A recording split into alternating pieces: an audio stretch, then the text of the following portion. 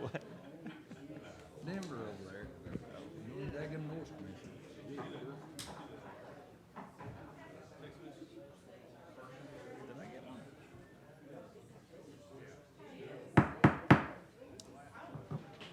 Good evening, everyone. We'll go ahead and call the July 19th, 2021 meeting of the Anderson County Board of Commissioners to order.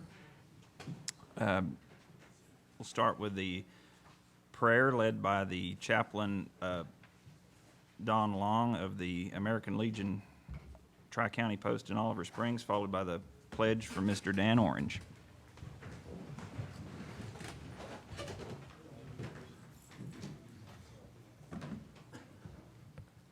Let us pray, please.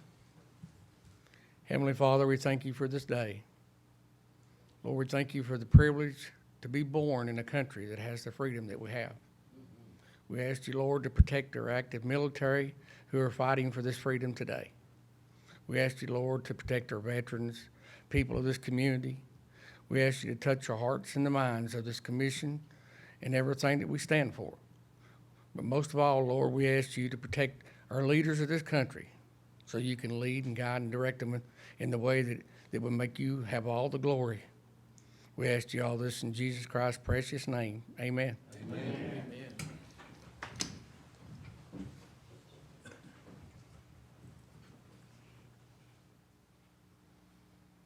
One, I pledge allegiance to the flag of the United States of America and to the republic for which it stands, one nation under God, indivisible, with liberty and justice for all. Two. Thank you. Next, we'll have the appearance of citizens. If there's anyone in the audience that would like to address commission about an item that's not going to be on the agenda tonight, come on up to the podium. Just state your name and address, and you'll have 3 minutes to speak. Okay. Seeing no one, we'll move on to approval and correction of agendas. First, we have the consent agenda. Motion to approve, Commissioner Waddell, seconded by Commissioner Yeager. Any discussion on the consent agenda?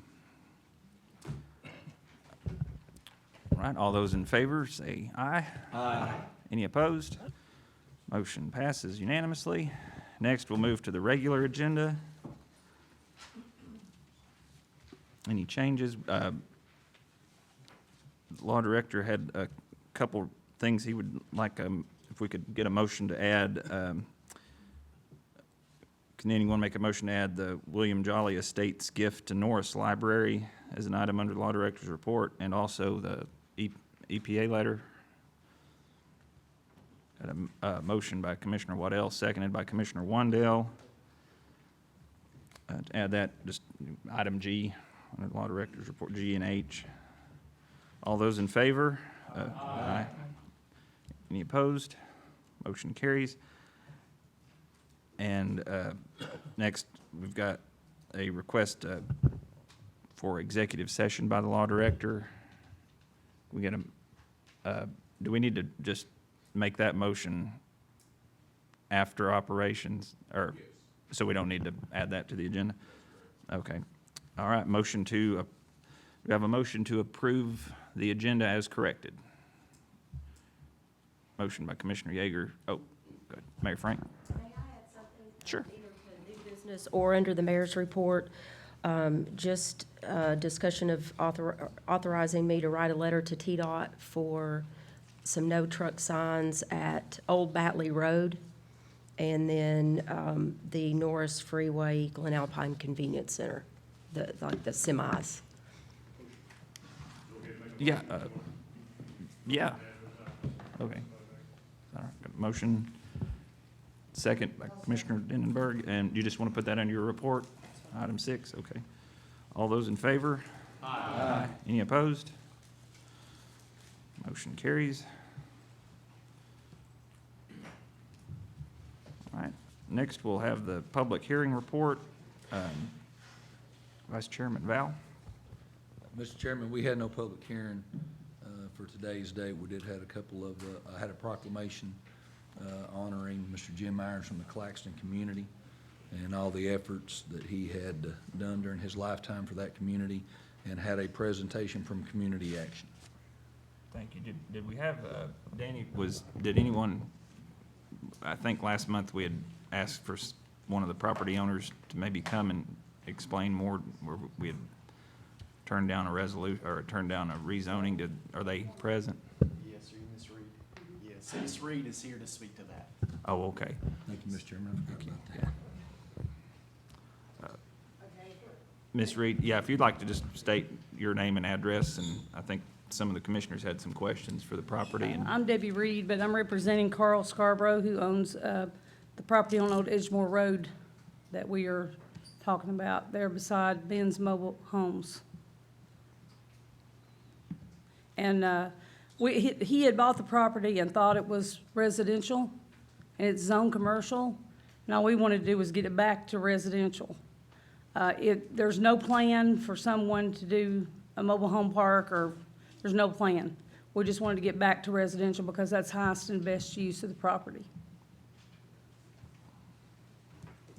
any questions for Ms. Reed? Commissioner Wandell. Thank you, Mr. Chairman, and thank you, Ms. Reed, for coming. I guess a lot of questions in the community were related to hearing a lot of different things, so there's no plan, There's no plan. He wants to sell the property, but it's commercial, and the highest and best use is residential there because you're not on the main road, and there's no other businesses around it. So we just wanted to go back to residential. If anyone comes with a plan for, to put mobile homes or to divide it or anything, we would come back to the commission. So I guess what happened for us, just so you probably know, but I wanted to explain why I voted no when it came to us. It was presented to us as an application for a mobile home park. Well, I did ask, because I'm a real estate agent. Right, okay. I did ask what all we could use it for as R1, and that was probably one of the uses that would be viable there. But it's a fairly small property. At the most, if you did mobile homes, you couldn't do more than 4 or 5. There's just not room. I'm not sure you could even do 4 or 5. So, but we wanted to get into the residential section so that whoever's trying to get it already knows it's residential, they do something residential with it. So, Mr. Chairman, and I'll end my questions. Danny, what would they need to do? Come back and reapply, and then what would you suggest on what she's explained to us? Well, yeah, I mean, if they wanted to just come back and subdivide the lots, they would put a plat map before the planning commission. A trailer park would have to have a site plan, but again, because of, is it less than 3 acres, or is it Yes. even 3 acres? No, it's less. There's not really much room there to do like a full-blown mobile home park. It's only like So- an That was acre the and a half. request, wasn't it? Well, it was a request, but It wasn't, it's not really okay, something that is The feasible application to said do. a possible okay. Yes. mobile home park. Yeah, possible. But regardless, something would have to come back to the planning commission unless somebody just wanted to put one house on the lot, leave it one parcel. Okay. Nothing would have to be done except a building permit.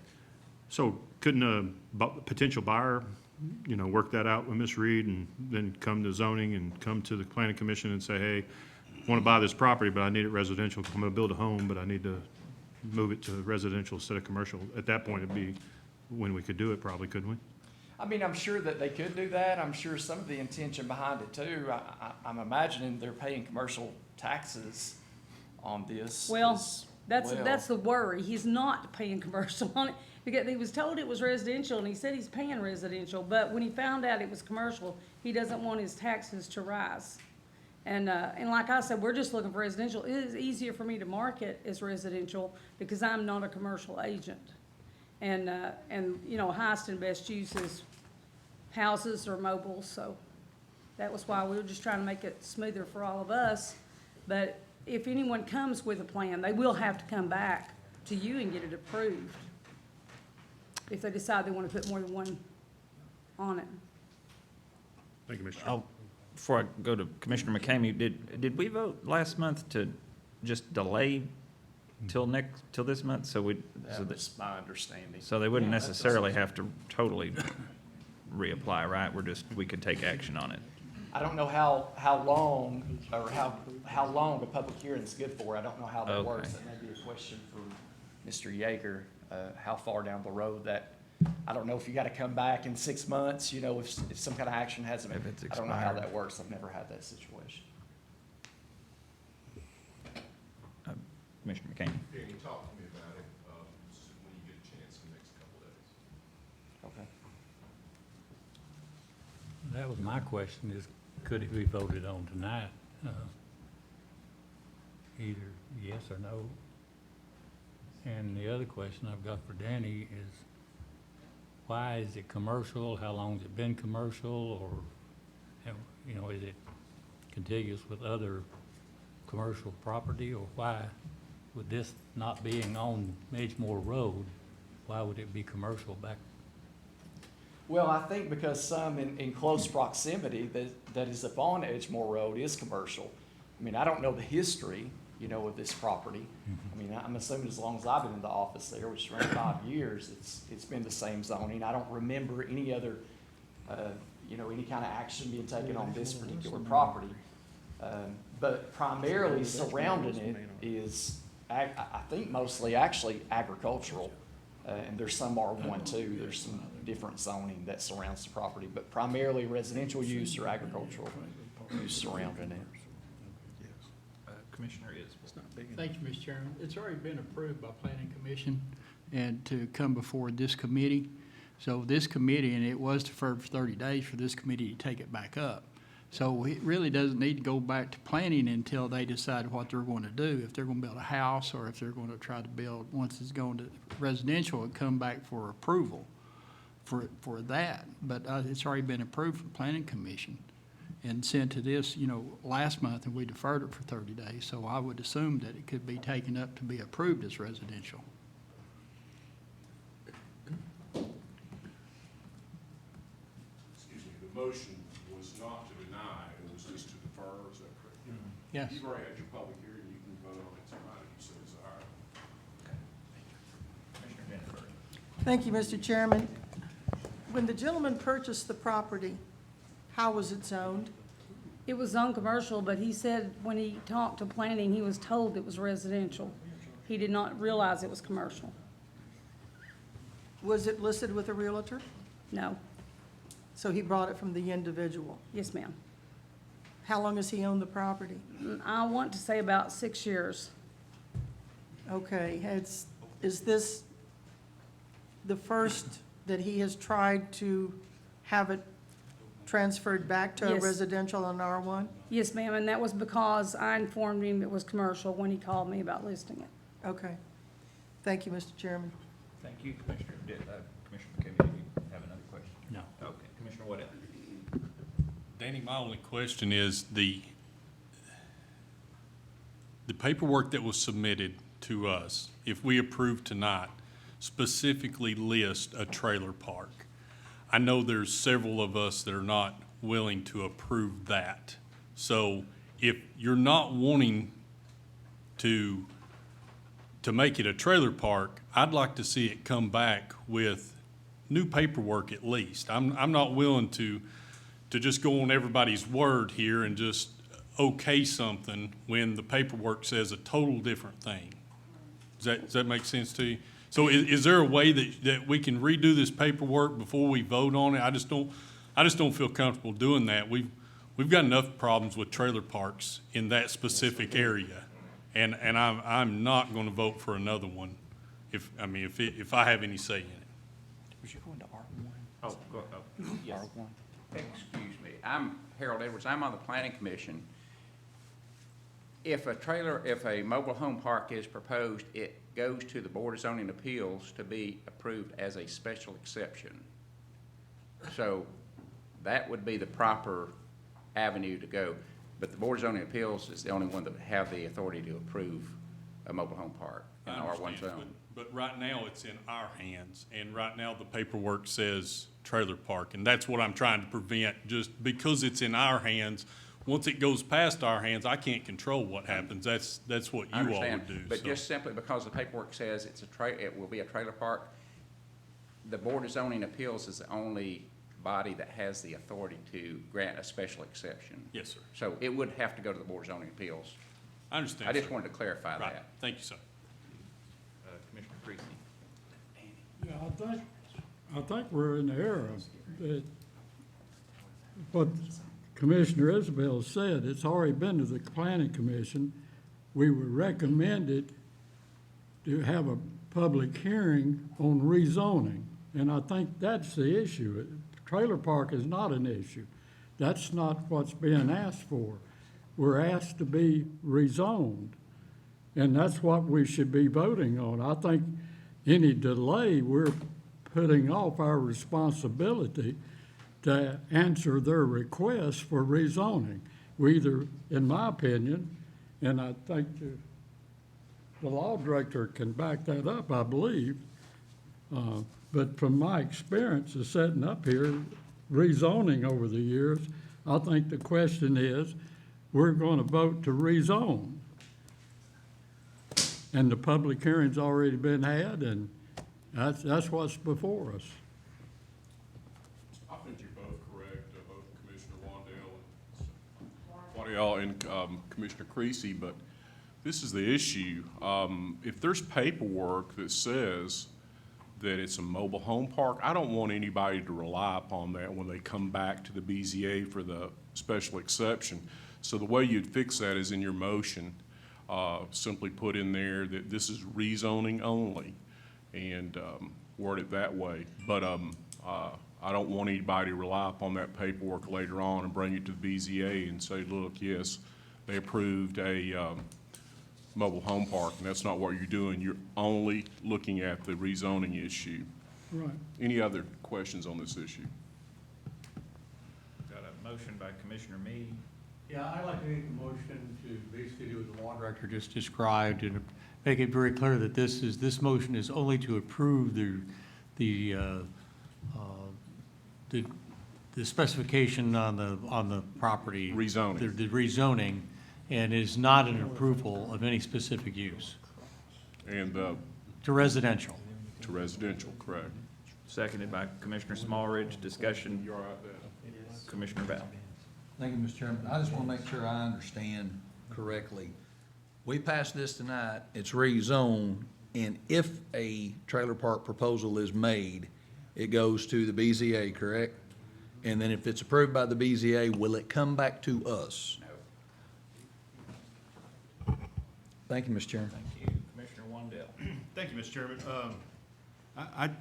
I agree with Jay. I mean, everybody's got great points, but I mean, I just can't vote for going residential. I don't have enough information. Public hearing was last month. We didn't have any presentations, to my knowledge. Maybe there was, and I just don't recall them. We just had the realtor who's speaking on behalf of the landowner tell us that he's not paying commercial as anyway. Will that change now that they realize they're not charging it? That was his thing. I guess in Claxton, I've seen a property be rezoned from residential to commercial, then I've been told it never paid commercial, so now I'm being told we're gonna go from commercial to residential, and it just, for me, I don't have any problem with it going residential. I do not want to see personally for the people that in our district, another trailer park. Well, I'm sorry if I made that unclear in my paperwork. We were talking when I put it in, and I said, what all can you do? And we put possible whatever. There is no plan to put one. I don't have a buyer. We just want to get back to Right. R1. I mean, somebody could put a trailer there. I mean, it's big enough for that, I would assume. Yeah. I mean, I'm not trying, Just not a mobile home park. yeah, I mean, it's not big enough. What is it, like 1.28 acres or Yeah, something? about 1.5, something like Yeah, that. so it's not very big, and you gotta have .51 or something to have a lot. I'm not on the zoning, but they could tell you better than me. I just don't have enough information. I'm happy to go residential on the next meeting, but tonight I'm gonna vote no because I don't have all the information. What do I need to bring you? Well, I wanna know exactly what's gonna happen. I mean, it was a month ago, we brought the issue to us, and it was explained to me there was a possibility it could be a trailer park. So if I vote We're just yes, trying to sell it, so we were trying to look for the best use, highest and best use. I understand, and if I vote yes, then trailer park, I guess I would be endorsing, and I don't want to endorse a trailer park because that's what was presented to me. Can you build a house on commercial?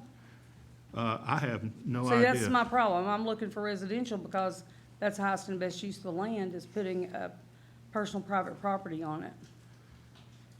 Well, I mean, I'm not a realtor. All I am I'm a is. realtor, but I'm not a council, I'm not a zoner. Whatever they're called. I think there's a motion on the floor. Yeah, we've got a motion. Okay. Motion to approve is. Thank you, though. I appreciate it. Second, Commissioner Mead. Yeah, we gotta understand, if I had a residential piece of property right now, I can go to the planning board and say I wanna put a trailer park on it. Anybody that has residential property can do that now. And we're gonna put this property into a condition that's the very same as any other residential property in the county.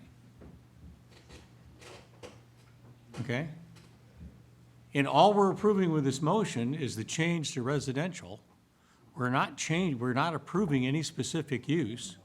But therefore, if it becomes residential, it has the same handling as every other residential lot in the entire county. And any of those lots could be made into a trailer park, but there's a process by which it has to go through. Being about 1.5 acres, I can't imagine a buyer that would think that's big enough to make a trailer park. Because trailer parks are not as easy to throw up as they used to be, folks. There's a lot more control over how that's done. And so I'm in favor of going ahead. I think what happened is sometime in the past, when some of that property along the road there was zoned into commercial, this lot was inadvertently added into that group. Or somebody at one time had a thought of buying a whole bunch of the lots and got it zoned commercial. This person has never had a commercial use. It's not really in a good location for commercial use. Residential use is what really makes sense. And if it's gonna be residential, then it becomes the same as every other residential lot in the county. If they go to the planning board, they can change it, or they can come back to us and make it back to commercial if they want, if that's what it takes. Thank you, Commissioner Mead. Commissioner Thanks. Scott. Thank you. Mr. Chairman, simply put, what it is and what the man thought it was are obviously two different things. And if it's not on the paperwork stating that this is what the purpose of the land is going to be, I'm in agreement that I'm gonna vote no, until the paperwork states clearly what it is that they want to do, period. Thank you. Okay, if there's no other discussion, let's go to the board for this vote. Motion is to approve R1.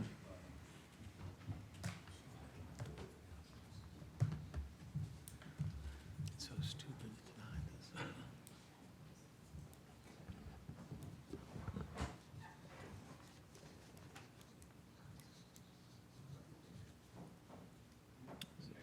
Is it froze up? Updating. He's updating. You just want to give him your. I got it. It just Oh. finished updating. 6 yes, 9 no. Motion fails. Mr. Chairman, Yes. I'd like to tell Ms. Reed, I'd like to speak with you, feel free to call me. I'd like to meet with you and do whatever I can to help you get it to R1, and I'd be happy to work with you. Okay? Yeah, no problem. I appreciate you coming and explaining. I really do. Oh, sorry, I missed the last meeting. Nope, no apology needed. Thank you. Thank you. Thank you, Mr. Chairman. Is there anything else for public hearing report? No, sir, Mr. Chairman, thank you. Thank you. Danny, did you have anything else for us that you want to mention? Okay, thank you. All right, we'll move on to departmental reports. Gary Long, Road Superintendent. He might be out in the hall. There he is.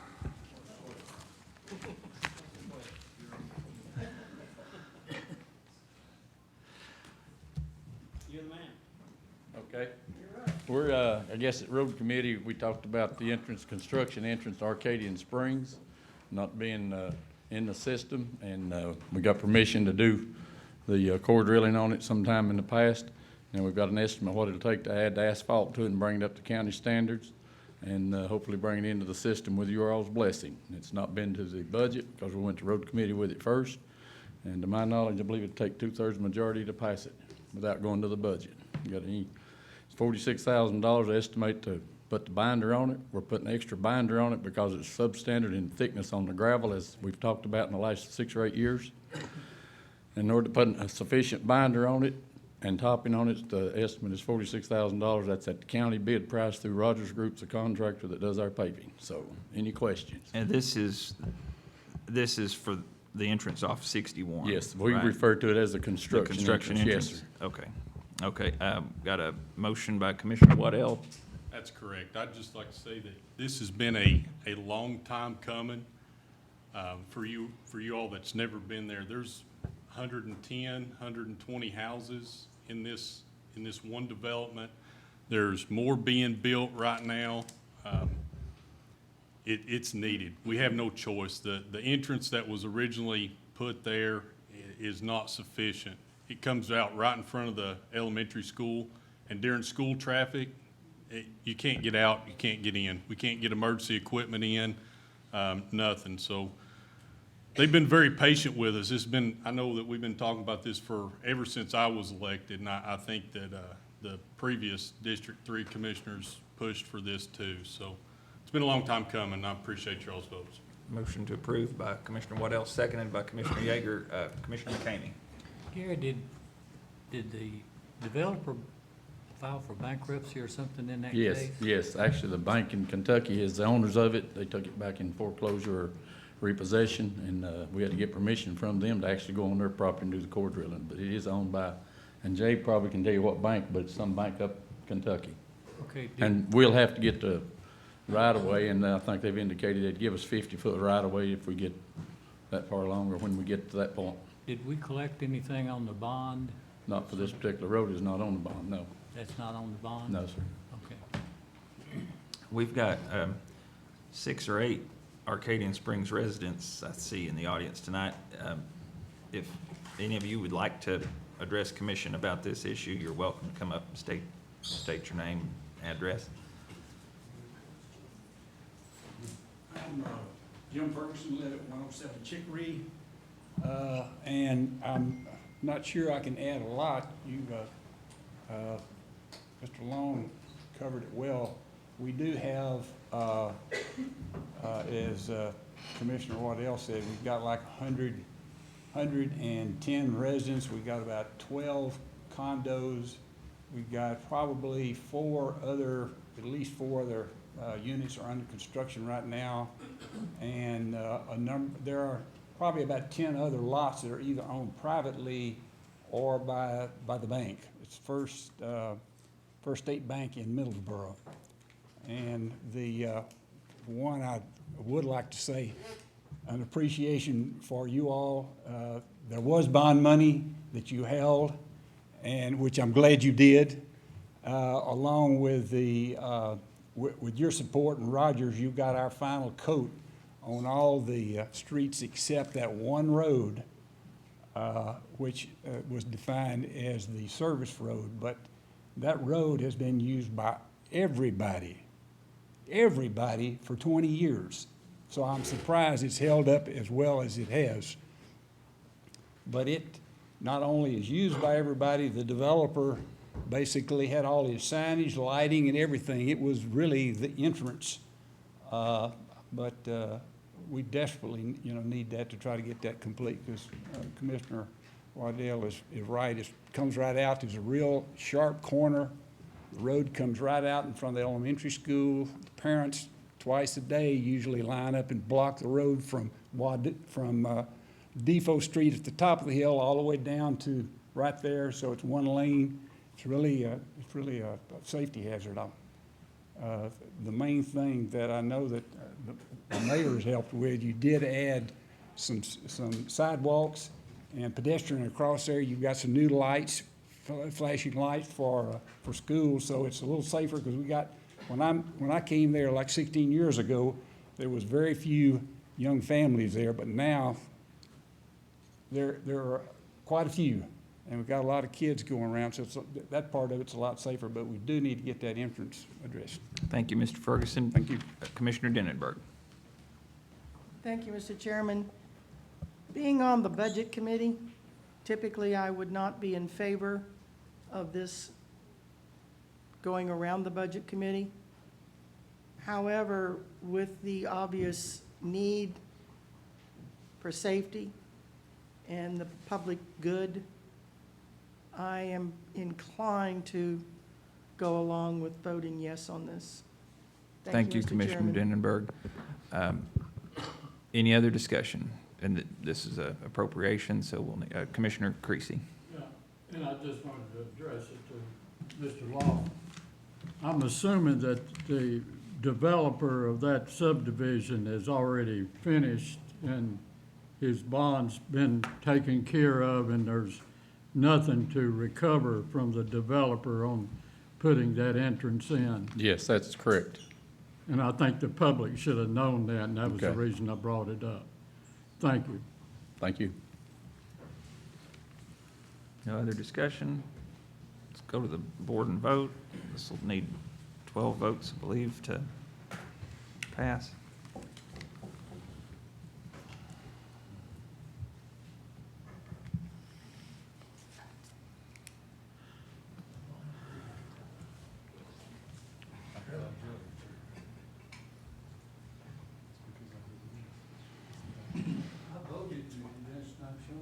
Yeah, it's Somebody's got to. froze up on the screen, says tally.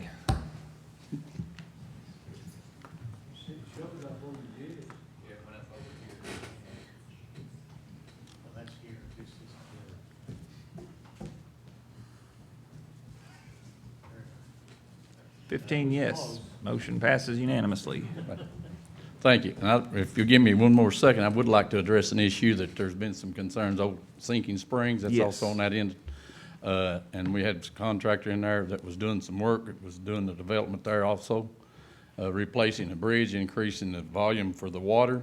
And they ran into the location of the water main, and it held them up for a few weeks, 3 or 4 weeks or whatever.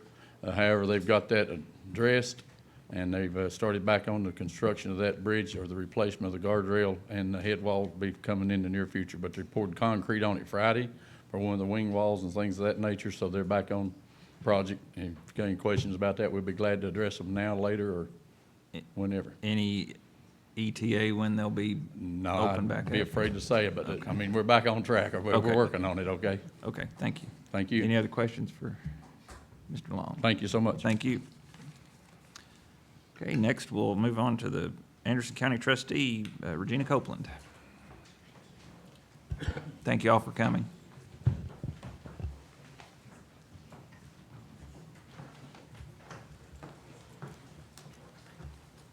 Hello, it's good to see yous in person. I'm here for the 2 annual reports that we do every year. The first one being the property that was assessed in error, or the additions and deletions from the property assessor's office.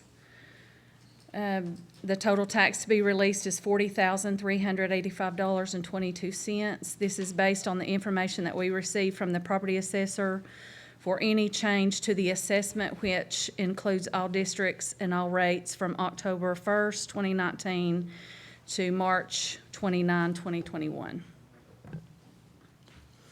On there, you'll have, in your minutes, you should have the list of all of those. If you have any questions on any of those changes. Got a motion by Commissioner McCamey to approve, seconded by Commissioner Meredith. Is this just, we're just accepting your report, I think so, and making it part of the minutes of the meeting? yes. The second one is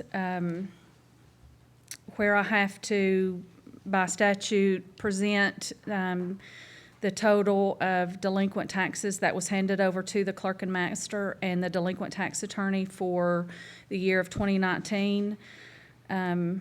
It's got your total on there, and it includes the real, personal, and utility taxes that was turned over for 2019.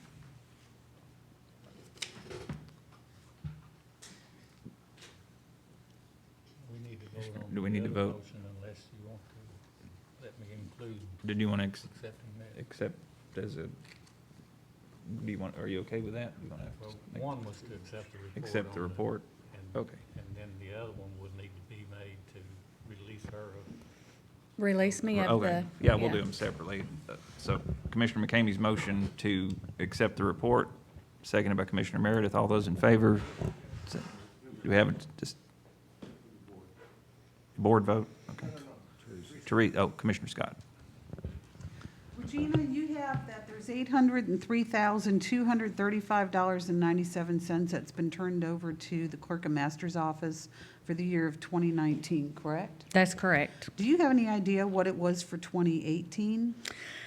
Actually, I thought you might ask, so I did get that. We turned over for 2018, 848,000, and I think it was $1. Thank you very much. So we turned over less. We collected a little over 98%, almost 98.5% of the tax roll this year, or for 2019, and in 2018, it was also over a little over 98%. Does anybody else have any more questions?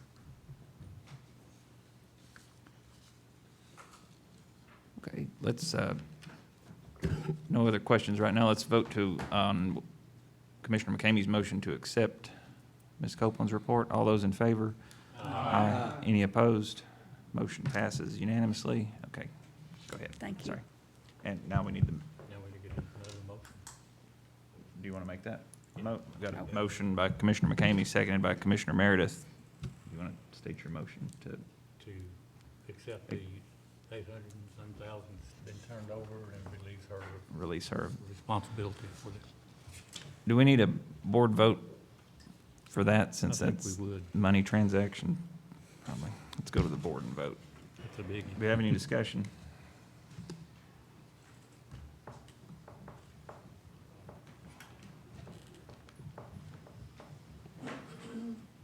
Motion passes unanimously. Thank you. Thank you. Mr. Chairman, also in case not everyone saw it on Facebook, Ms. Copeland won first place for her booth at the fair this past week. I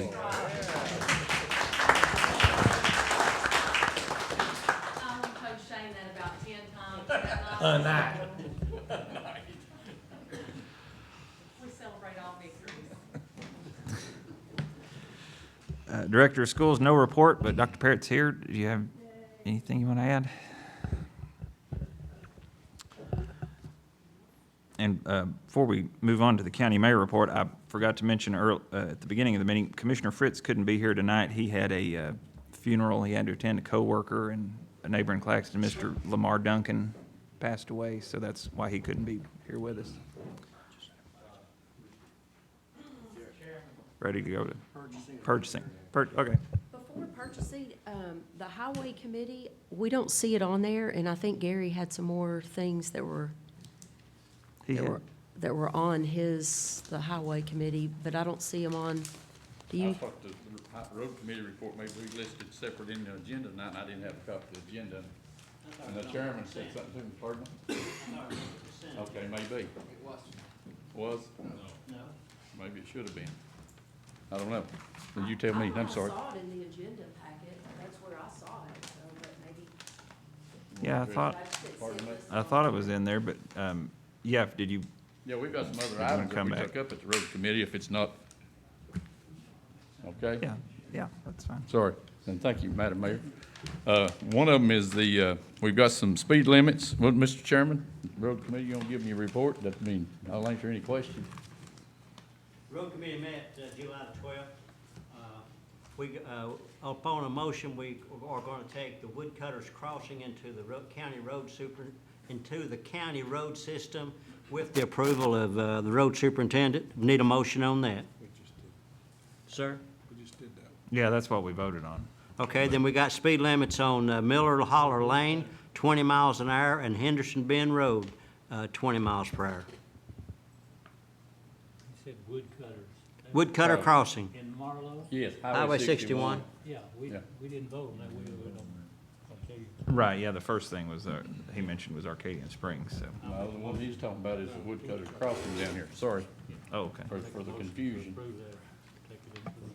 Motion to approve by Commissioner McCamey, seconded by Commissioner Yeager.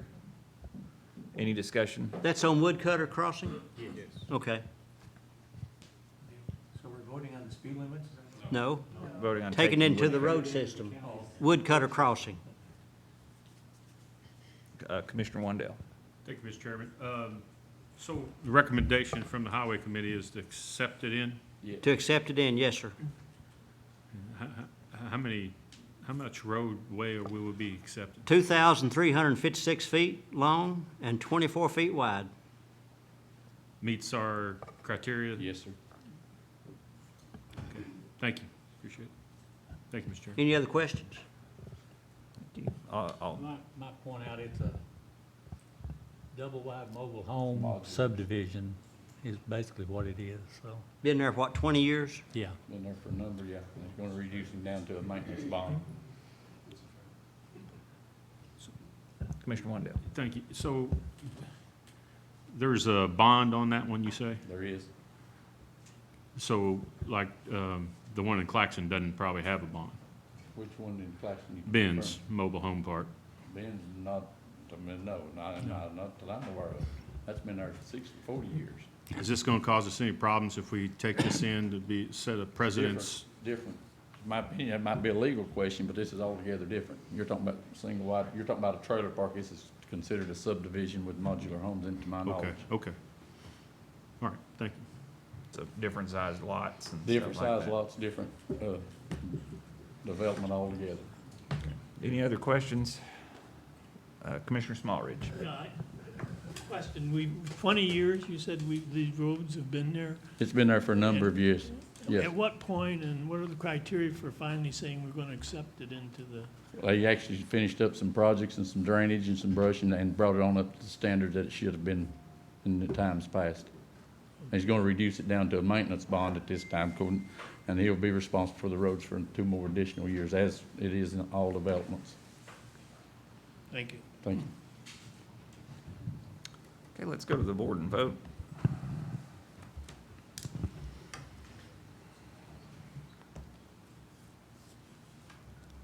Motion passes unanimously. We've got two roads that we want to reduce the speed limit, Miller Holler Lane and Henderson Bend Subdivision Road. We want to reduce them to 20 miles an hour.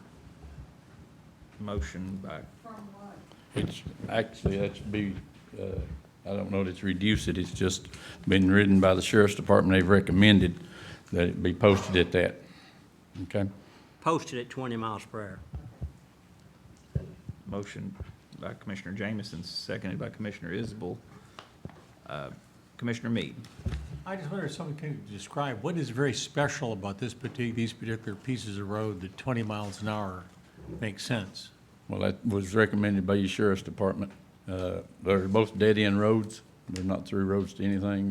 One of them's a subdivision, very close houses and lots over here in Claxton. The other one's Miller Hollow up here above Massengill Bridge. It's just a dead-end lane. And they'll drive, I won't say, it's recommended to be 20 miles an hour posted. And in order for us legally to post it, it has to be recommended and passed by this governing body. Yeah. Otherwise, they drive like they want to. Well, they don't have, if it's not legally posted, then they don't have, any way to enforce it. Yeah, they can drive 55 or whatever. Well, I'm not gonna say they. Okay, Thank you. I just wonder what was special about it, because usually when something's posted as low as 20, I mean, even residential streets in Oak Ridge, most of them are 25, or some are 35. So 20 is usually like a school zone or something. It's that there's some real, there's some particular purpose. Well, as a Okay, rule, I just wondered what it was. as a rule, when the sheriff's department requests it, then we Yeah. bring it before you guys Yeah, they have some kind of reason. for safety. Yeah. There's been some kind of issue there that they're trying to address. Yeah. Slow people down. Commissioner McCamey. Well, you might have answered my question, but I've been told that if they're not posted, they're automatically 55. I would hope not. Maybe you weren't spreading a bad rumor, but I would No, hope not. I've heard that, and I thought, well, I wouldn't think so, because we've sure got roads that wouldn't accommodate 55 with or without posting. Posting, it's the state speed limit. So, That's what I've always been Yeah. told, that it's 55, which is the state speed limit, if it's not posted by Yeah. us, not I'm gonna- been approved by us, so. But I'm all in favor of it. I understand, we appreciate it. Any other discussion on posting the speed limits on these roads? All those in favor? Aye. Any opposed? Motion passes unanimously. That completes our That was report. it? Okay, sorry. Thank you we again. I'm skipped sorry over. Thank- for the that's okay. confusion on it, guys. Thank you. Mr. Chairman? Yes, I sir. had a question on Thank the you. highway since we're on it. I've got complaints on West Wolf Valley several times, and I know the highway department doesn't, they're not the sheriff's office, but, so, did any of you guys know what the speed limit is? I don't recall off the top of my head for West Wolf Valley. I'm gonna I think it's around 35 miles an hour. Sheriff's out here, you may know, but I'd estimate probably top of my thinking 35. Okay. But I don't know. So if the sheriff would have to, but if they're not doing the 35, it doesn't make any sense to reduce it further. Sounds like what we need to do is take some action and start giving Awesome. people tickets for speeding. I don't know if sheriff's out there, I'd like to hear about it, but I keep getting complaints about that, and I just want to know, I don't know what all the challenges are in issuing tickets for people, but I think that needs to start happening. Is the road Thank- posted 35? I believe it is. I'm just going on memory, and that's what off the top of Well, my head. I would I'll hate be to glad think to let that you we know have in to the keep morning. going down to 20 miles an hour, you see? We can make To it make it 5 safe. miles an hour, but if they still speed, they're gonna speed. So what we gotta have is we gotta have somebody that's gonna give people tickets when they speed. And, I don't know. I don't know how many tickets are issued in a given month on certain roads. I don't know where you get that information, but I'd like to see it. Okay, and that might not be correct on the assumption of 35, but it's posted, or I'll verify and make sure it is in the morning, but I know it is. Okay? Thank you. Thank Thank you. you. Thank y'all. Thank you. Okay, now purchasing report. Catherine Ashbury. Sorry, I tried to skip you.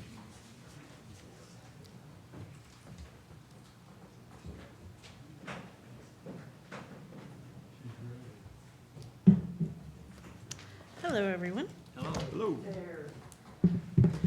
Okay, so under contracts pending law director approval, we have one that has now been approved by the law director, submitting for your approval. It's a Canon copier for the Veterans Office. Motion by Commissioner Isbell, seconded by Commissioner Denenberg to approve. Let's go to the board and vote.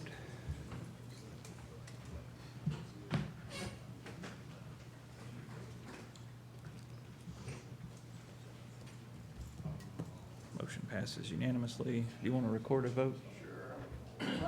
He's a yes. Okay, we're, yeah.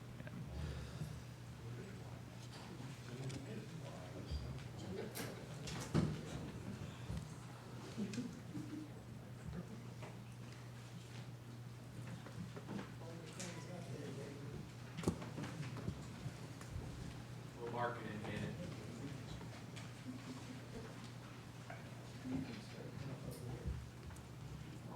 To go, okay.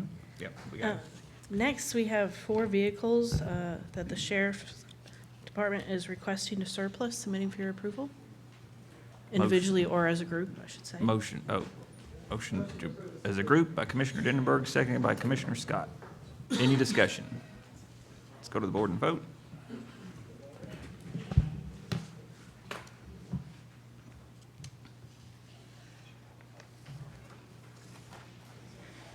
Motion passes unanimously.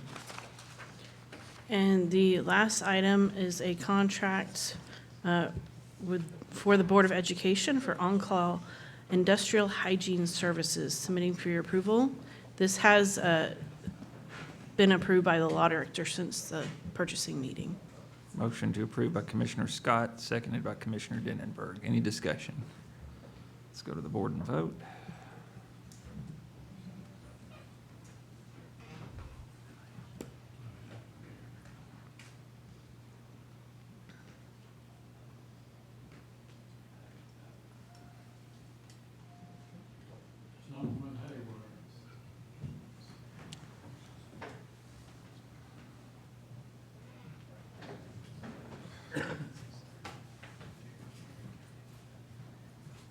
Yeah, Brian, he's reconnected.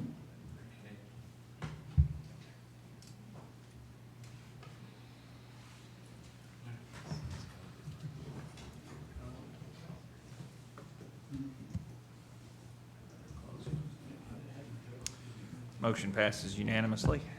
And those are all the items under the purchasing committee report. Any questions for Catherine? Thank you. Thank you, y'all too.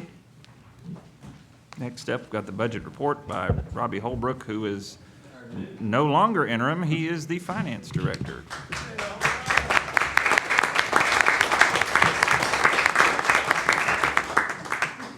Thank you for that introduction. Okay. The cash and fund balance report. For the general fund, restricted funds are at $776,441. Committed funds are $2,053,830.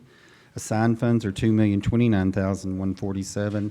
And unassigned fund balance is $5,851,182 for total fund balance of $10,710,600. And cash is $16,988,964, which is up $5.3 million from last year at this time. So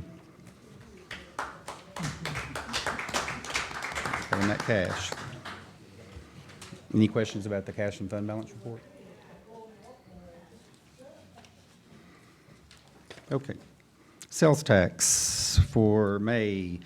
Total county was $4,329,908, and that's up 43% from last May. And for Anderson County's portion, $673,349, up 93% from last May. So sales tax continues to do really well. Like I say every month, I feel like. Okay, sure. You're welcome. Okay, if there's not any questions, I'll move into the budget amendments. In Appropriations Group 4, we had 12 amendments that I can approve as a group or individually, or I'll answer any questions that anyone might have. Motion to approve as a group by Commissioner Denenberg, seconded by Commissioner Jameson. Any discussion? Let's go to the board and vote.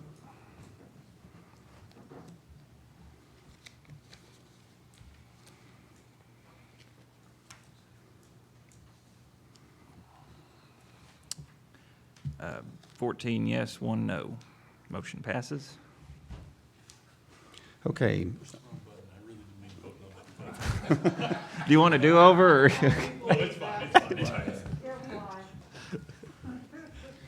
Under Group 7 miscellaneous, Commissioner Wandell asked to take back to the Budget Committee the sports gaming privilege tax to talk about giving to the volunteer fire departments. And after reading the verbiage in the law, it can only be used for infrastructure, and so we can't really collect that money and give it to volunteer fire departments. So it can go to other funds, but it just cannot be used for that purpose. So, Commissioner Wandell. Thank you. So infrastructure, meaning? Buildings. Well, Roads. Can we not build buildings for the volunteer fire departments with it? If it was possibly for that purpose, I would have to double check to make sure. I think that would qualify for infrastructure, and I'd still like to see that happen. You know, some might think we pay a lot to volunteer fire departments. I don't think we do, and I don't know how much longer that can be free, you know, without having some support. So I think these funds, which are budgeted funds, new funds, I think they should be, I'd like to see the Finance Committee, Mr. Chairman, reevaluate and make those funds set aside initially. They can always change it. They could if it starts being too much money for people, they could change it to something else. But initially, I think it was $12,500 or something, $12,500. Has another payment came in since that meeting? It should come in at the end of this month or the 1st of August. I think those funds could be targeted along with the ARP funds to the fire departments, and I think the mayor's got ideas on things. I've heard Commissioner Yeager, Chairman of the Finance Committee, talk about that too, so I'd be interested in seeing that. So I understand you're reporting back that couldn't be done infrastructure. And I will check. I'd like to see it go back, and do I need to make that a motion? Or? I'll make it a motion. I'll make a motion that it go back to the Finance Committee, reevaluate for the funds to be used for infrastructure, specifically for volunteer fire departments in Anderson County. I so move. Second by? I'll second. Who's second? Oh, second by Commissioner Meaden. Discussion, Commissioner Meaden. Yeah, I can say that I can understand how that funding, there might be a problem with it, just giving it to a volunteer fire department for their use. But that's not the same as building something for them or actually doing changes to their, to their infrastructure. And so I think it needs to be readdressed, and that's why I second it. Thank you. Well, these funds automatically go into a restricted code and can't be spent unless commission approves it, so they're going nowhere. Thank you. Appreciate that explanation. Any other discussion on Commissioner Wandell's motion? All those in favor? Aye. Say aye. Any opposed? Motion carries unanimously.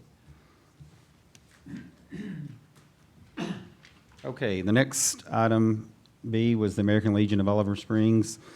A motion was passed in Budget Committee to approve $7,500 of funding to help with the roofing project. Motion to approve by Commissioner Denenberg, seconded by Commissioner McCamey. Any discussion on the motion? I just want to say real quick, I'm going to abstain from this particular vote because since last month, I've been really heavily involved with the Legion, doing some private fundraising with them, so I just don't really feel, I feel like I should have abstained, so let's go to the board and vote. Well, I do. Oh, Commissioner Scott, go ahead. Mr. Chairman, I saw your post on Facebook. How much were you able to raise?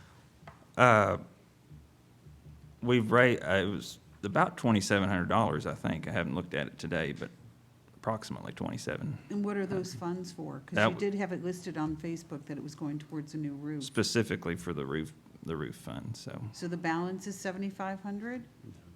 The balance of I think the total roof estimate was about 15,000. Okay. All right, thank you. Commissioner Mead. Yeah, you're then going for cause, so that changed Correct. the vote requirement. Yes. Okay, Yes. thank you. Commissioner Yeager. Okay, the request is for 7,500 from 4 different spots, so that's 30,000 total. Is that right? We requested 7,500 from 3 different counties. The roof is 15,000. If you would, just come up to the microphone just so everyone at home can hear the conversation. Let me finish then. As well as Oliver Springs individually too, right? You asked them also individually? City of Oliver Springs? Yes. They say they're broke. Okay, but you did ask? Yes, Okay. yes, sir. All right. And we've not been able to accomplish anything from Roane County yet, and Morgan County's always going up, but never does it. So we need $15,000 for emergency repair on our roof. We do have other repairs that the roof has caused ceiling damage, some insulation needs to be removed. So we're probably looking at a total of around $24,000. With your all $7,500 and the GoFundMe page, just veterans are gonna get out here and hit the streets, and we're gonna raise the rest of the money one way or the other and get this roof done. It's our project by the end of the summer. Okay, thank you. Thank you. Any other discussion? Let's go to the board and vote.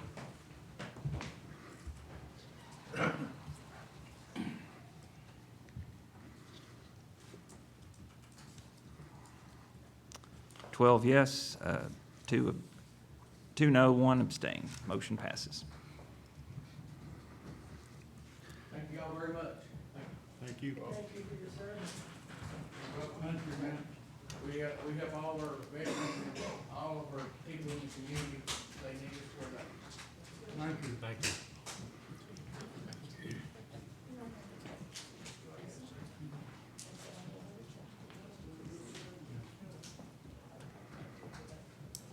Okay, in Section C, under new business, Commissioner Val introduced a motion for recommendation to County Commission to reform the nonprofit committee. Then that motion was withdrawn pending research on the issue, which I'll have for Budget Committee next month. And a budget minute I presented that y'all already approved tonight, so that's all I have on my agenda. Unless anybody has any questions. Thank you. Y'all have a good night. Thank you. Commissioner Wandell. Thank you. Thank you, Appreciate Mr. it. Chairman. Excuse me. Yes. Thank you, Mr. George. You're welcome. I guess I had a question, Robbie, and maybe Mr. Chairman, and maybe Commissioner Yeager. Finance Committee, how is it selected? It's set up under the 81 law with. Does it change every year, or does it? It only changed, the commissioner part could change, but it's the road superintendent, the director of schools, and the mayor are automatically on it. At what point does that take place? I was just.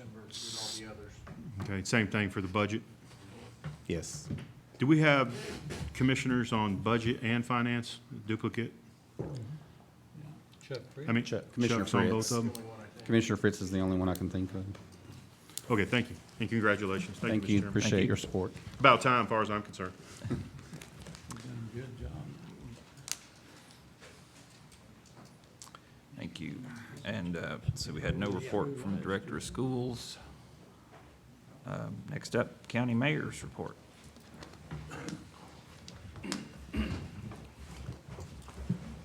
So I've got a little family confession since we're talking about speed limits. My youngest son, Avery, did an internship at the jail, and his question to Commissioner Val, unfortunately, was, how fast can I drive over the speed limit and not get a ticket? But then he made up for it by kind of stretching the truth and telling Avery Johnson that he was named after Avery Johnson. So. The first item on the agenda is a presentation. CTAS, there's a program, the County Official Certificate Training Program. This is sponsored by the University of Tennessee County Technical Assistance Service in cooperation with the Tennessee County Services Association and the County Officials Association of Tennessee. This is a comprehensive training program administered by CTAS. The program is designed to provide specialized, office-specific technical, administrative, managerial, and leadership training to elected officials and county government employees. The goal is to help them operate their offices more efficiently and effectively. The program also offers a comprehensive knowledge of the inner workings of county government, helping officials and employees better serve their constituents. To complete the program requirements and earn a designation as a certified public administrator, participants must complete 4 of the program's core classes, 40 elective credits, and receive a passing score of 70% or higher on the county government overview, in addition to a passing score on the exit exam. Participants are then invited to attend the capstone event. Once earned, the CPA designation must be maintained with 16 hours of continuing education each fiscal year. And so I have been given a certificate to award one of your body, and that is Commissioner Teresa Scott. She is now a certified public administrator.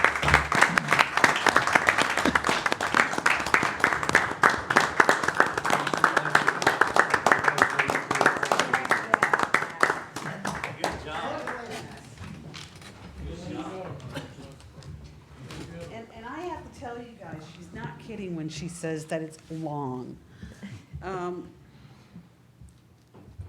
I just simply want to say that if you haven't taken any of the courses, do it. When I'm sitting on commission and I make comments about public safety or the safety and welfare of the employees at the jail or in the courts or ADA, it's not like I know all this stuff already. It's where I've learned a lot of it through this course. They hold the classes at each of the conferences that we attend. There are now classes that are online. Take the time to take the classes. That's all I'm asking, is just learn a little bit more of what it is we do and become better at what you are. But thank you very much, Mayor. Thank you very much. Congratulations, Thank you. Commissioner. A lot of hard work. The next item on the agenda, each year I'm required as part of the Tennessee Economic and Community Development 3-Star Program, and Thank you to the chamber. They manage that for the county. We are required to review the debt policy, also acknowledge that an annual cash flow forecast must be prepared and submitted to the comptroller prior to the issuance of debt. And then also, we need to acknowledge that all county offices are required to have documented system of internal controls. So I have those 3 items on your agenda. I do have the debt policy. I did distribute that to you prior to the meeting. The last time our debt policy was amended was 2016 in November. We are doing a 5-year review that'll come to Finance Committee next month just to brush up some of the current stats. But otherwise, it's the same, but I'm happy to answer any questions if you have any questions on the debt service. Otherwise, if I could get a motion for each of those, I need 3 separate motions as I have them written, and I'm happy to read those aloud if that makes life easier. Got a motion by Commissioner Meredith, seconded by Commissioner McCamey for the first motion. Yes, sir, on debt service. All those in favor? Aye. Any opposed? Motion carries. Okay, next. The second is I need approval of a motion that the county mayor and county commission acknowledge that an annual cash flow forecast must be prepared and submitted to the comptroller prior to issuance of debt. And then also, a couple or maybe 3 years ago, if you look at your budget online, you can look at the budget book or you can request a copy. We do put cash flow estimates all in the back of your budget book annually. And then if we ever do debt, then we do another report that we submit. So if I could get a motion for that. Motion by Commissioner McCamey, seconded by Commissioner Yeager. Discussion, Commissioner Wandell. Thank you, Mr. Chairman. Mayor, is these items you're asking for, are they not covered under the 81 Act already? These are separate motions that we are required as part of the 3-star program. I have to produce for them copies of the minutes. So once the clerk prepares those, I send them over to Janet at the chamber, and then we have a fiscal confirmation letter Okay. that is attached to those minutes. It has to be done annually. All this is attached to the 3-star recertification? Yes, sir. Okay, Yes, thank sir. you. I appreciate it. Thank you, Chairman. Thank you. Any other questions on the motion? All those in favor? Aye. Any opposed? Motion carries unanimously. And then the last is, as part of that, is the approval of a motion that the county mayor and county commission acknowledge that all county offices are required to have documented systems of internal controls. Motion by Commissioner Meredith, seconded by Commissioner Jameson. Commissioner Smallridge. Yeah, Mayor, I was just wondering, it says each department will have a system. Is that a standard system? I mean, would each department have similar local control of the controls? Or? It just depends on the department. So for instance, the Office of the Trustee is going to be a little more intensive than, say, animal control. But if you handle cash, if you handle receipts, then you do have to have a documented system of how you're taking in those receipts. The finance office probably has the largest documented system of internal controls. They handle everything from receipting to how they manage the accounts to how they receive the mail. All of that is included in their internal controls. But so it varies from It department to varies, but all department? based on the same law on you have to have segregation of duties and how you handle money, how you account for money, how you have a plan to have, for instance, someone else verifying, like for instance, if the county receives, I'll use my office as an example. If the county receives a check, Leanne has to create an image of it for internal controls. She keeps a spreadsheet with an image. She stamps it deposited. Then she takes it to the finance office where they receipt it. And then that's another part of that internal control process. Commissioner Scott. Thank you very much. And Commissioner Smallridge, there is a class through CTAS in University of Tennessee. It is entitled Internal Controls. Thank you, Mr. Chairman. My main question was, is it the same across different departments? You know? And apparently it's not from what you've said. Yeah. Right, right. Any other discussion? All those in favor? Aye. Any opposed? Motion carries. Okay, the next item on the agenda is, I just wanted to get this, I have been working with the law director on this, but because there is a lot of feedback in the community, I wanted to get something on the agenda to document for the public what the issue is here. And I put in your agenda packet, we have a short-term rental operation in a subdivision known as Henderson Bend. And under our zoning resolution, Mr. Phillips, Danny Phillips, has looked at this as if it is a violation. And we are being requested to notice that homeowner as a violator. However, of the zoning resolution. However, in 2018, the state of Tennessee, dealing with this issue all across the state, passed something known as the Short-Term Rental Act. And so in many states, for instance, I can't remember if it's Arizona or Utah, there was such an explosive growth, it was generating so much tourist revenue for the state that the legislature went in and preempted all local prohibitions and regulations on short-term rentals. What the state of Tennessee did is, I think they tried to kind of appease two sides. They issued, when they passed this law, they defined short-term rentals as residential, but they clearly stated in the law that they were protecting homeowners associations, condominium associations, various entities like that. They were protecting their full authority and right to regulate, if not outright prohibit, short-term rentals. There are things that we can do as a county to limit them ourselves. We can put in place a permitting process. There are different things that we can do under the law. I know that Mr. Yeager's working on some of those things to bring to Planning Commission and look at putting in place some limitations.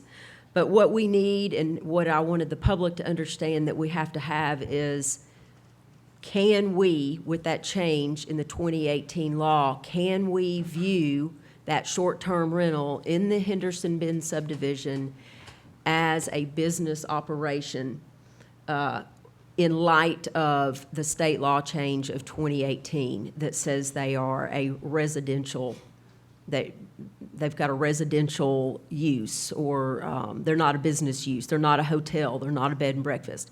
So that's the legal opinion we're working on, and Jay is welcome to address this if there's anything I didn't cover there. Okay.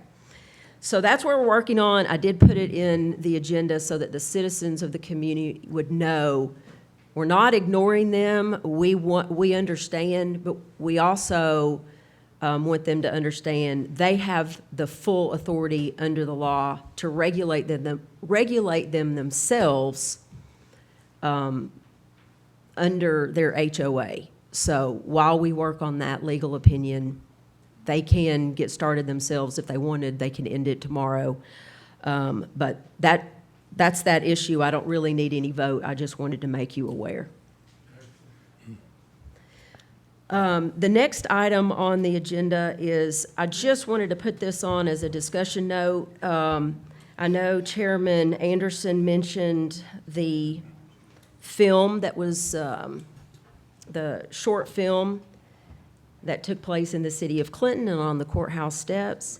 And we have more film activity taking place in Anderson County. And so I just wanted to let you all know that I reached out to Stephanie Wells. Knoxville actually has a film commission, organizational unit that basically streamlines a process, gives folks the information they need. For instance, if they want to block a road or they want to get started on that. Stephanie is going to look into it, but I just wanted to bring it to your attention in case you have, I don't think I should just, it should be up to me by myself to make that executive decision that, hey, Stephanie, will you look into this? I wanted to put it in front of you, and if you think I've done the right thing by sending it to tourism, great. If you want to send it to operations, if you think it should be handled another way. But there is a lot of film business in Knoxville, and I think Anderson County, being a next-door neighbor, could really benefit from recruiting some of that to Anderson County. So I just wanted to make you aware of that. Commissioner Wandell, do you have a question? Yeah, I had a question on a prior item, but we'll Yes, stay on this yes, while sure. you're talking. I'll come back to that, it's not a problem. I like this idea. You know, I think there's merit to having some type of movie recruitment process in place. And I think Stephanie would be a good one to start with. I'd like to see it somehow, and I know we can't do it in this meeting, and you're just kind of asking for some direction. I'd support whatever that may be. I'd like to see it tie into Channel 95. I'm not saying they're going to be the producers, but it'd be nice to let, in that recruitment process, we have our own station per se, and we have things available for recruitment. And then maybe we can tie in with the JA building and maybe set up a little satellite type movie type thing to where we get our young kids to start coming up through like we've done on other things. So I like it. I think it's a good idea. I will support whatever the idea may be. Commissioner Smallridge. Yeah, going back to the previous item. Yes, sir. In reading some of the information and based on what you've said, it sounds like the HOAs really have more authority to regulate, short-term rentals than we would have perhaps.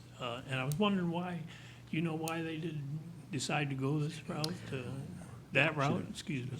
I don't know. I haven't gone back and looked at any of the legislative debates. I know that Stephanie is familiar or works with some folks that were involved in that legislative process. So we've talked about having a conversation with Jay and getting on a conference call and understanding the intent. But I think, Commissioner Smallridge, what happened is you had a lot of municipalities that were restricting short-term rentals or outright prohibiting them.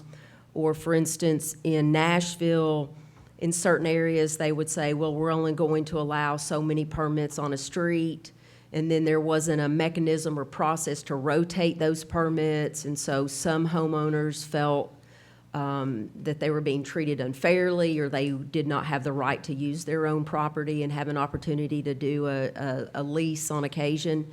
And so I think the state, I don't think, this is my guess, just seeing this explosive growth in states like Tennessee in short-term rentals. I don't think we're finished seeing the legislature deal with this. I don't think anyone has anticipated the growth. And then, for instance, the folks in Henderson Bend, you have people coming from out of town, they're staying up late, they're partying on the street, and, I think that the legislature wanted to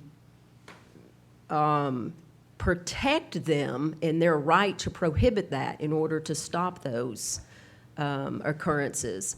But for government, they're telling us you can do some things, but you're going to be in a tighter little box for what we can do as a county or a city. And Stephanie did share some of the guidance or some of the rules from other areas, but so far I haven't seen anything from a county. All of those are municipalities. So we've got some work to do. Commissioner Wandell. Yeah, I wanted to come back since we're talking about that issue. I just, Mr. Chairman, I want to thank the mayor for getting in, not that she hasn't been involved. I know she's had a lot on her plate, and I appreciate she's looking at these rental units, specifically in Henderson Bend. Myself and Commissioner Fritz, we've had several conversations between ourselves, and the residents are extremely frustrated and growing more frustrated by the day, and they felt like, in their minds, that the county wasn't offering any assistance whatsoever. And I understand it's a difficult thing. I know Jay's been working on it. I know Commissioner Isabel, and there's been a lot of meetings, but I hope we can get some type of resolution. I just want the folks in Henderson Bend to know that us commissioners don't always have control of these types of issues. We can bring it to people's attention and then hope that we get some feedback, and we'll continue to be there to hear the issues and the complaints, and we'll do the best we can. And I'm still looking forward to going out to Henderson Bend and meeting with the people out there. I was out of town when the first offer came, but if it comes back again, I'll go and meet. And again, thanks for your help. I'm in support of whatever we can do to get some relief for these folks out there. It's pretty much a retirement community. I mean, for our Yes. district, it's probably one of the nicest subdivisions we have, and I think we owe it to those folks to try to help them out. Yes. Thank you, Mr. Chairman. Thank you. Commissioner Scott. Thank you. Mayor, is this property listed as a business in the county? It's, my understanding it's on the, whatever that short, is it VRBO or V? Yes. VRBO? Yes. It's vacation rental by Yep. owner. Yep. But I mean, it's not listed with us in Anderson County Well, as a that's business? the question. That's what I need the question answered. If it is a business, then yes, we can go cite them. So that's what I need the legal opinion on.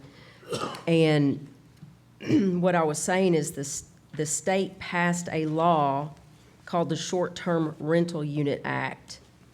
And what they said in that law, and this is where I'm not a lawyer, so I need a legal opinion, is they define short-term rentals as a distinct residential use. So I just need to know if that's is that a preemption? And they're saying that we cannot view it as a business use in a residential district. There are other limitations we can put in place, but we need to know if we can go out and say this is, that's what I was saying at the beginning. Danny views it as, it's a business operation in an R1, which is not an allowable use. They would have to go to the BZA. But if the state legislature is preempting us and saying, we're telling you that it's not a business use, it's a residential use that is a short-term rental unit, and as long as it's 30 days and under, or whatever those limitations are. Well, I'd be curious to know how long they've been doing this, and if it is considered a business, I'm just throwing the assumption out there, they owe the county some money then. Whether That's a it's- whole nother, Yeah, I mean. it's but, a I whole mean, nother issue. Right, so you may Yeah. simply want to dog-ear that page of, oh, and by the way, you Yep. owe us. Yep. And I think those are things, if I recall, I think Stephanie and Jeff were also looking at that.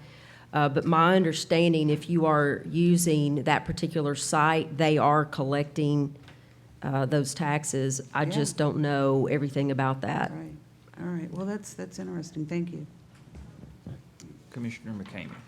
Yeah, I specifically asked once before if this was subject to the hotel motel tax, and I was told that it was.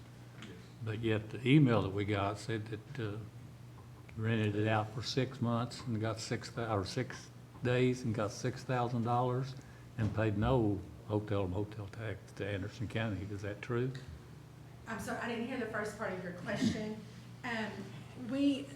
There's a couple issues. One, the short-term rentals are supposed to pay hotel motel tax. If you look at the hotel motel tax legislation, it defines it as anything you stay in for less than 30 days. If you're renting out a piece of ground in your backyard, you're supposed to pay hotel motel tax on that. A lot of them are. We probably have about 30 in the county that pay hotel motel tax, and a lot of them have. Effective January the 1st, the state passed a law that if you are listed on VRBO, HomeAway, any of these, what they call third-party websites, then that third-party company like VRBO is collecting that hotel motel tax and distributing it to the counties or the cities respectfully based on what their tax is. So they've been doing it since January, and we have seen a huge increase.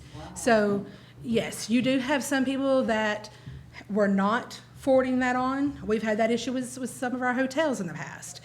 Jeff does a really good job of tracking all of those and keeping a tally on who they are and what they should be paying. It's hard with the short-term rentals because they're seasonal. So someone on the lake is not going to rent in January. So if they don't submit anything in January, you know, then we don't know. We can't go back to them and say, well, we know you had people, because we don't know.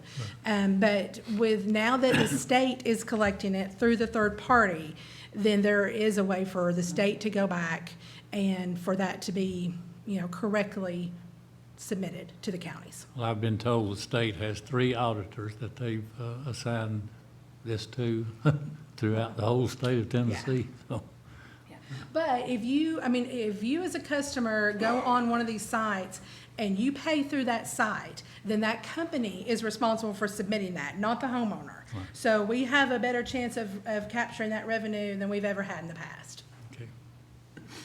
Commissioner Denenberg. Let me ask a question on that. Harold Edwards, I reside in Henderson Bend. The house in Henderson Bend that is up on the rental program, the RBO, actually has a Knoxville mailing address and zip code.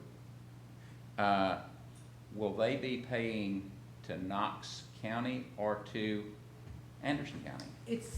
It will be Anderson County because it's based on the zip code. When the state contacted us, they contacted Jeff first, and I spoke with them also. I had to give them the zip codes of our county, because in Anderson County, we're broke down in 3 different taxes. So Oak Ridge City gets their tax, the city of Rocky Top gets theirs tax, the city of Clinton has a 3% tax, and then the county has a 5% tax on anything excluding the city of Rocky Top and the city of Oak Ridge. So I think his point, it's a Knoxville zip code, even though it's Anderson County. it's based on the rental property zip code.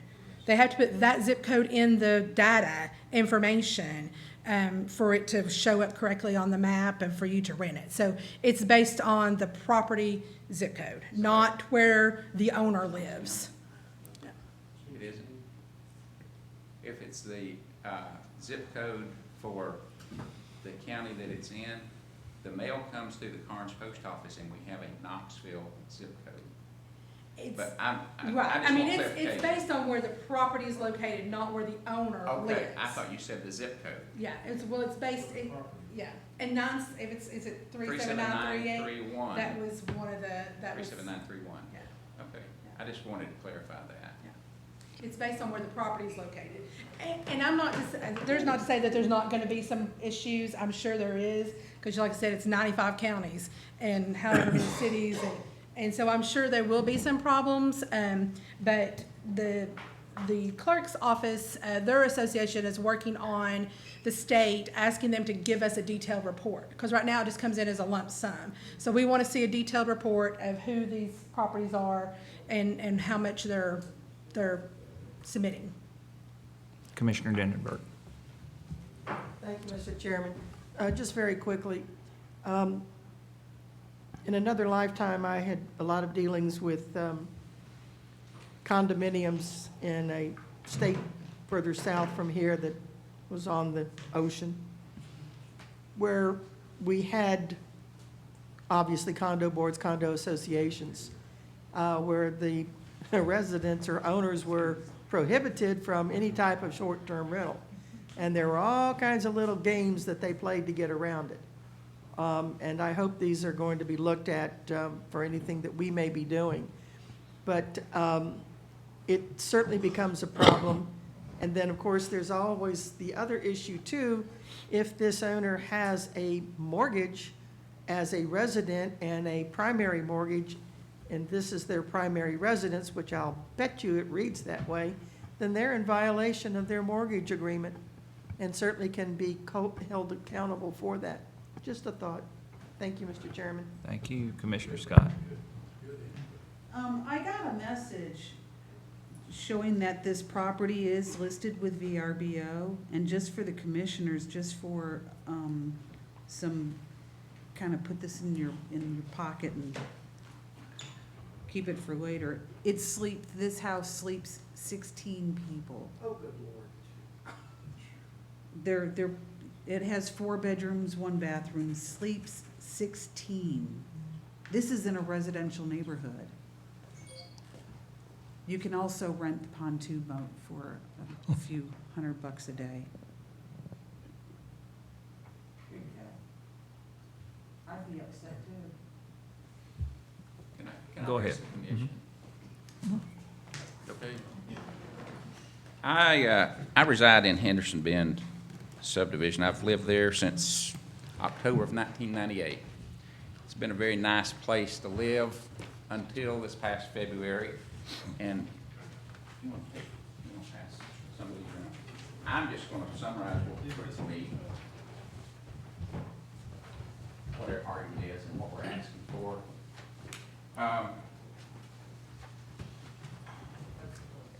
We're located in an R1 residential zone. Permitted uses are detached, single-family dwellings, and daycare homes. Now, is it a daycare home or is it a single-family dwelling? My opinion, it's neither one. If it's neither one as a permitted use, it's prohibited use. I'll also say that Chapter 13-7-101, which was passed in 1935, authorizes local governments to implement land use controls through zoning. This new legislation, as I interpret it, says that if the law that was in effect when this use came into play still is in effect. I think the new law really is on permitting, and I think the zoning holds true. And I'm actually the person that really believes this is a violation of the zoning issue, and I'm the one that actually instigated the whole deal. My point is this: if we're going to have zoning laws, let's administer the zoning ordinance and enforce the laws. If we're not, throw the zoning ordinance out, or zoning resolution out.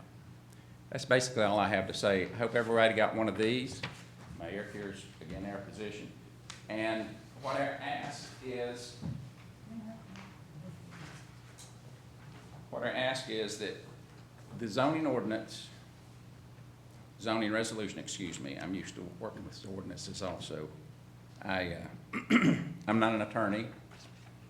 I didn't sleep at a Holiday Inn Express last night, but I do have experience in working with zoning, and I'm not saying that I'm right, but I think that the county needs to uphold and defend your zoning resolution.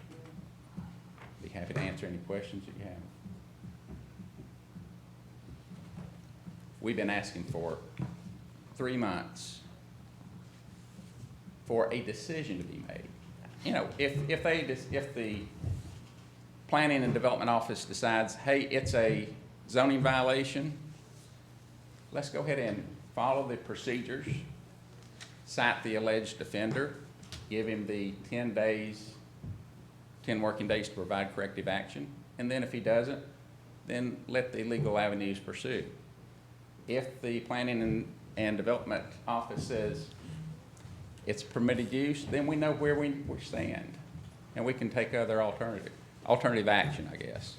So the worst thing you can do is not make a decision when somebody asks you. And I want to thank Commissioner Denberg and also Commissioner Wandale for their concern about this issue. I've talked with both of them about it. And I was telling Commissioner Denberg, it really is a shame. Our neighbors are very, I guess, distraught by a lack of action from Anderson County. And today people are cynical about government anyway. But they think they have a friend in local government, and I still believe in local government in being responsive to the people. But when we go 3 months without any response, to me, that's not acceptable. So that's basically all I have. Thank you. Commissioner Wandale. Thank you, Mr. Chairman. I'll try to be brief. Jay, I see this is on the report for you. Are you gonna address this further? No. Okay. The mayor's done a good job. So my question is, if someone is in violation, who would notify that homeowners are in violation? Who does that for Anderson County? It's codes enforcement, but to be fair, Danny and the mayor asked me about this in June, and I have not produced that legal opinion. I think I've briefed that with you and Commissioner Fritz before. It's clearly on my shoulders. It's not Danny he's asking for help, and the mayor's asking for help, and they're asking me. So I'm the one that's prepared to help them. It's just it's a difficult law when you look at it. There's two different preemption statutes. One is embodied in one statute. One is a standalone preemption statute. Last thing we want, I don't mean to think, anyone to think that we're not taking action. The mayor takes this seriously. I do, and I'm sure every one of y'all do. But we're going to research this, and we're going to proceed in a diligent course. The last thing we want to do is get involved in another lawsuit. There's a lot of money at stake.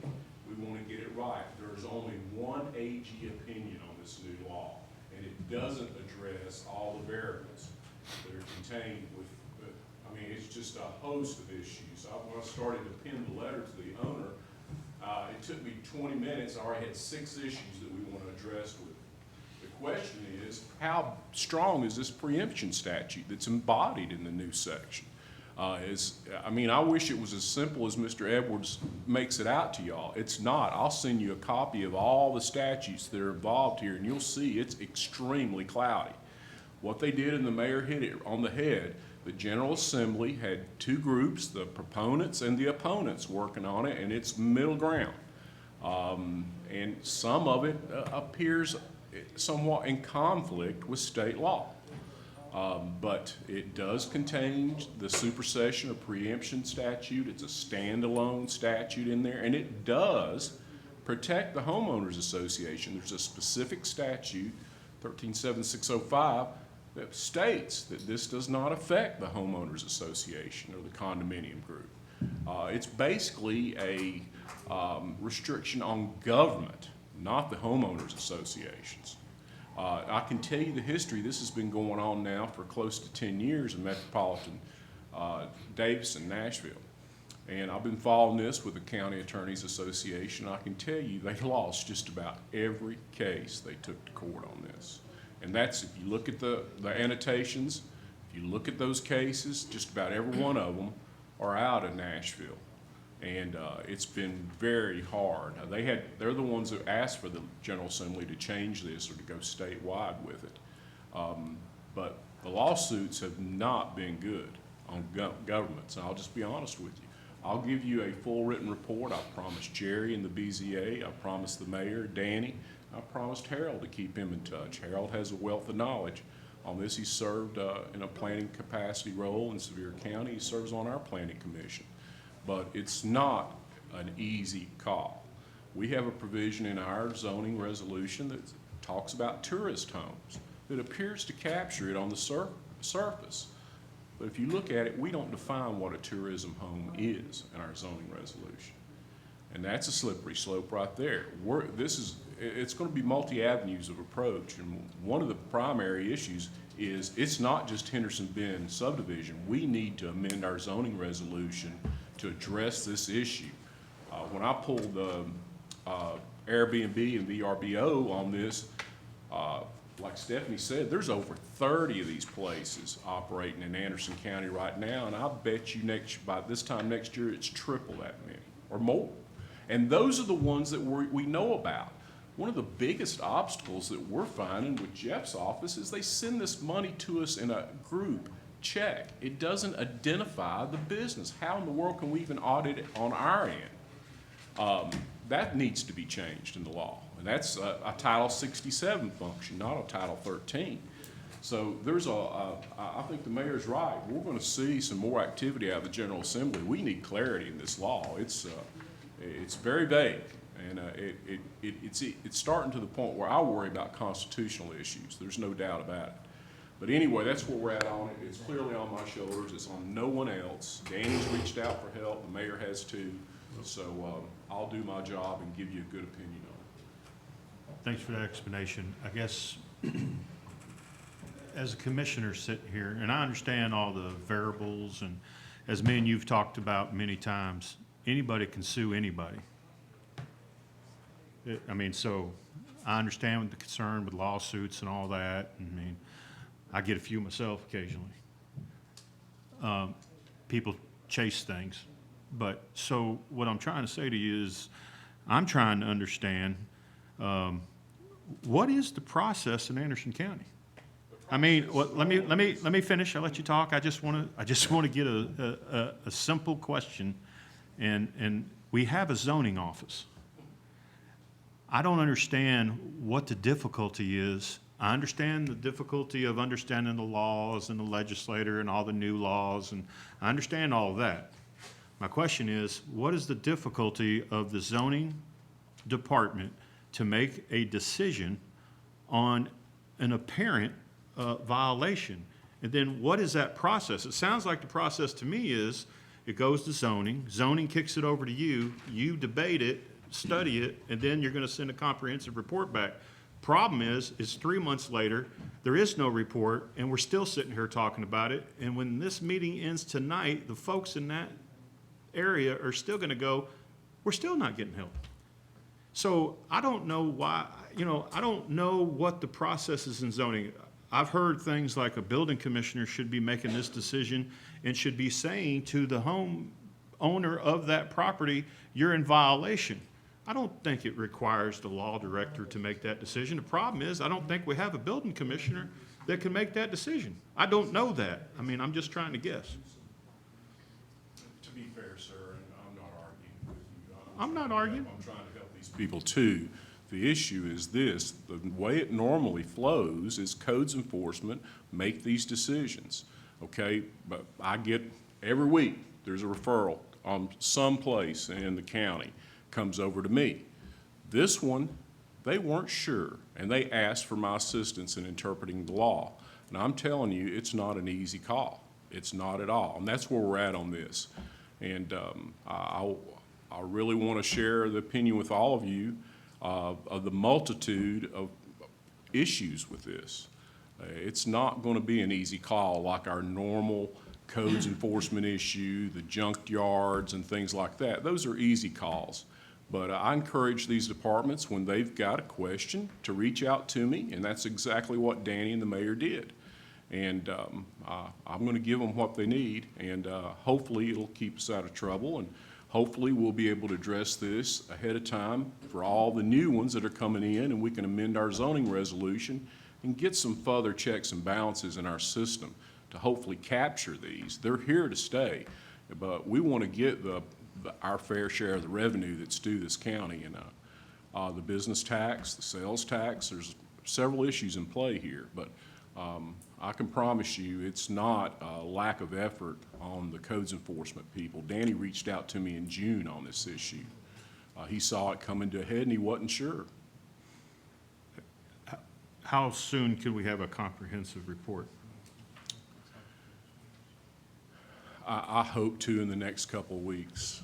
And let me ask this, Mr. Chairman, would it make sense for us to make a motion to have this issue outsourced so we can get some resolution, not from a legal standpoint, not from a zoning standpoint?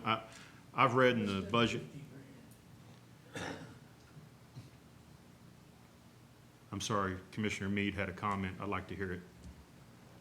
Commissioner Mead. I don't think it's necessary to spend $20,000 or $30,000 or $40,000 to get a legal opinion from outside, when in a week and a half or 2 weeks we can have one. My reading of this law is that it is a legal residential use, and therefore it is not a violation. And so obviously it can be interpreted more than one way. I understand. My motion wasn't going to be to get a legal opinion, but I appreciate you telling me. You said outsource it. What all do we outsource in Anderson County? We've outsourced building commission zoning many, many times. We've paid many, many people to go do zoning for us. That's what I was referring to, Mr. Chairman. And you know, it seems as if it's a difficult challenge ahead of us as a county. So a recommendation would be, I won't make the motion because it seems like it might be uneasy for people. The next time we have a meeting, I'll go to the finance or the budget, and I'll make a motion that we set the funds aside. I don't have a problem stepping up for the county, whether it's taking in some roads that have been sitting there for 30 years. Guess what that involves? Zoning, same issue. So we have to step up and fund things, and I'm willing to fund more things to get done, especially when it's right to do. So I'll delay till that, Mr. Chairman. I'll go to the next finance and next budget, but I'm not going to make a motion at this time. But I cannot understand our zoning process. If you have zoning and you have laws on the books, and you feel somebody's breaking them, what's the process? What's the problem of writing a letter and saying, we believe you're in violation of our zoning? I guess we could all sit around and wonder we're going to get sued, but if it's on paper and it's a process, I don't know why we don't follow it. Thank you. Thank you, Commissioner Creasy. That's okay. Commissioner Go ahead. Creasy, and we'll come back to you, Mayor Frank. Yeah, I'm just summarizing in my own head what I've heard tonight, and it sounds as if, to me, the mayor has done quite a bit of research. The law director's done a lot of research, and our zoning office was very justified in asking an opinion, and the mayor is justified in asking an opinion of our law director, because it's very complicated what the state has done, our legislators. They've created a law that apparently is unfinished, and that's a very difficult decision, and I can see where that's going to take quite a while to really formulate what we should be doing as a zoning office and as a county. I can see that taking quite a bit of time in coming up with the right solution to this. Now, also, I think what the mayor has said and what you've said, that the Landowners Association has a right to take care of this issue themselves without our help, if I'm right. If that's the way I'm looking at it. They can take this issue on and handle it without our help. That's the way I'm looking at it. And so they have a responsibility to their members. Their board of directors has a responsibility in this also, not just pushing it off to us and say, you're not doing your job, because it's very difficult for us to know what our job is in this particular instance. Now, that's the way I see it so far. Yes, Commissioner Creasy, and I believe the homeowners association did notice the owner and send him a certified letter. And the HOA did acknowledge that there were covenants and restrictions that prohibited that use inside the HOA. But the HOA has, for economic reasons, chosen or made the decision, or at least one member indicates the decision was made for economic reasons for the county to enforce it. This would have been an easy, yes, it's a violation, pre-2018 passage of the Tennessee state law. Right, that's where And so it's not that zoning is dragging our feet, but when there are other operations out there, we don't want, and from the very beginning, I told Mr. Edwards, this is 2018, we need to know if our zoning resolution is in compliance with the changes for the state law. That happens all the time on other laws. And it's not being lazy or irresponsible to take the time to make sure we get it right, and we don't end up with whoever owns that house with a lawsuit against Anderson County asking for lost rentals and all of those things. And the others that we might, if we start citing one, we have to cite others. So we haven't, very easily, the building commissioner, the zoning office could just tell Mr. Edwards, no, we don't view it as a zoning resolution, a violation in light of the 2018 change. Then would the HOA turn around and sue us that we're not, I mean, we were hoping to work this out in conjunction with them and keeping them informed every step of the way. And I think that's responsible, and if they want quicker action, because we're having to wrestle with a permanent solution that will apply across the county, if they want a quicker action, they have access to Chancery Court, and they have already properly noticed the homeowner that he is in violation of their covenants and restrictions. And we've conveyed that message to them, that I know Jay has spoken, and I have written, and there's To been, the homeowners association, yeah, yes. okay. we've copied them with the law. They're aware of it.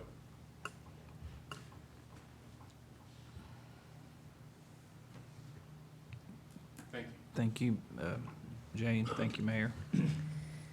The last item I had was if you would like to refer this to a committee, or if you feel comfortable enough just allowing me to write a letter to TDOT.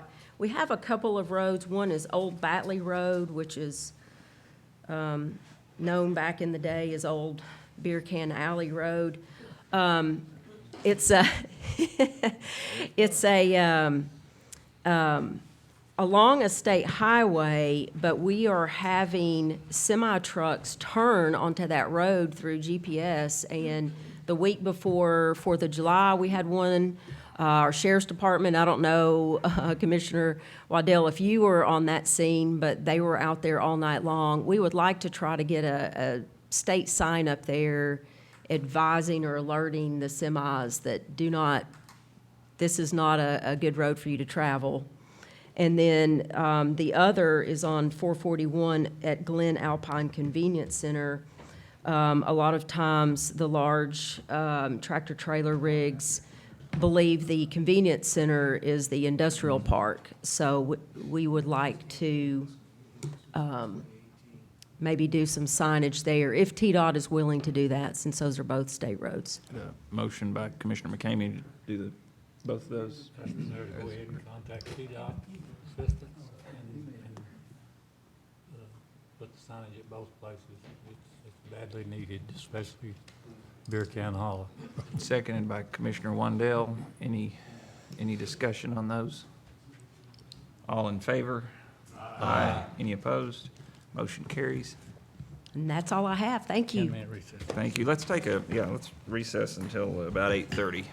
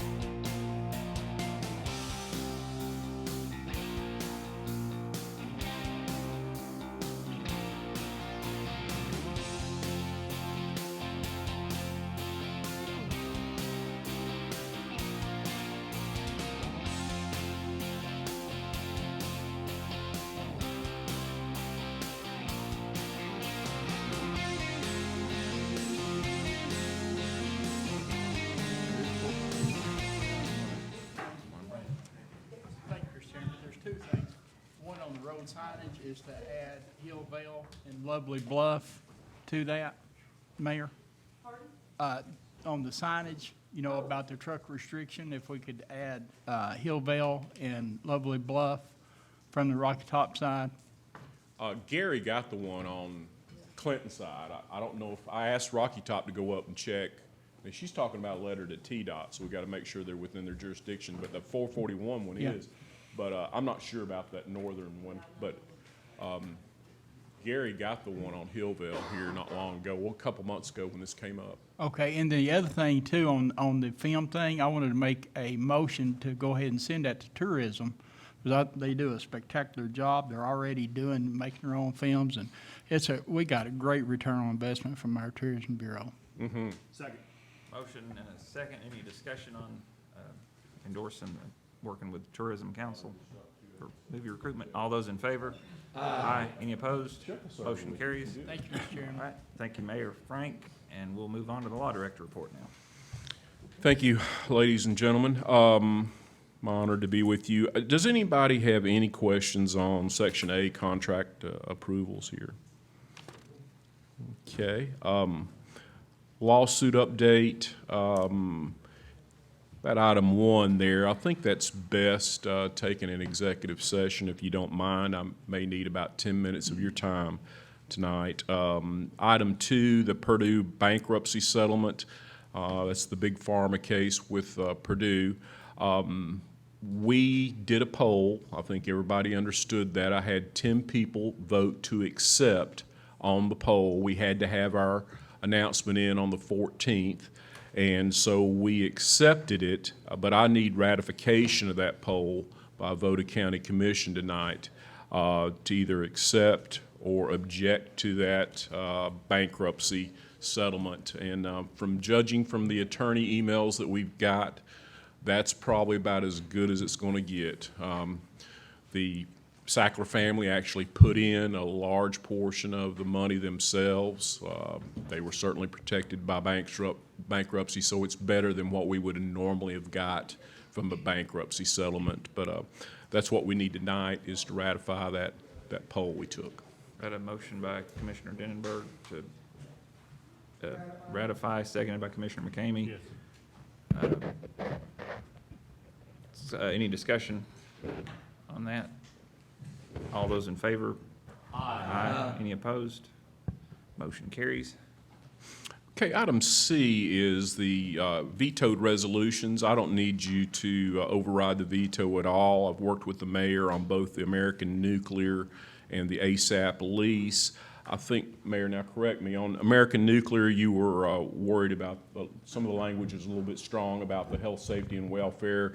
We modified that. I sent you the amended version so you can see what the old one looks like in comparison. We took care of that.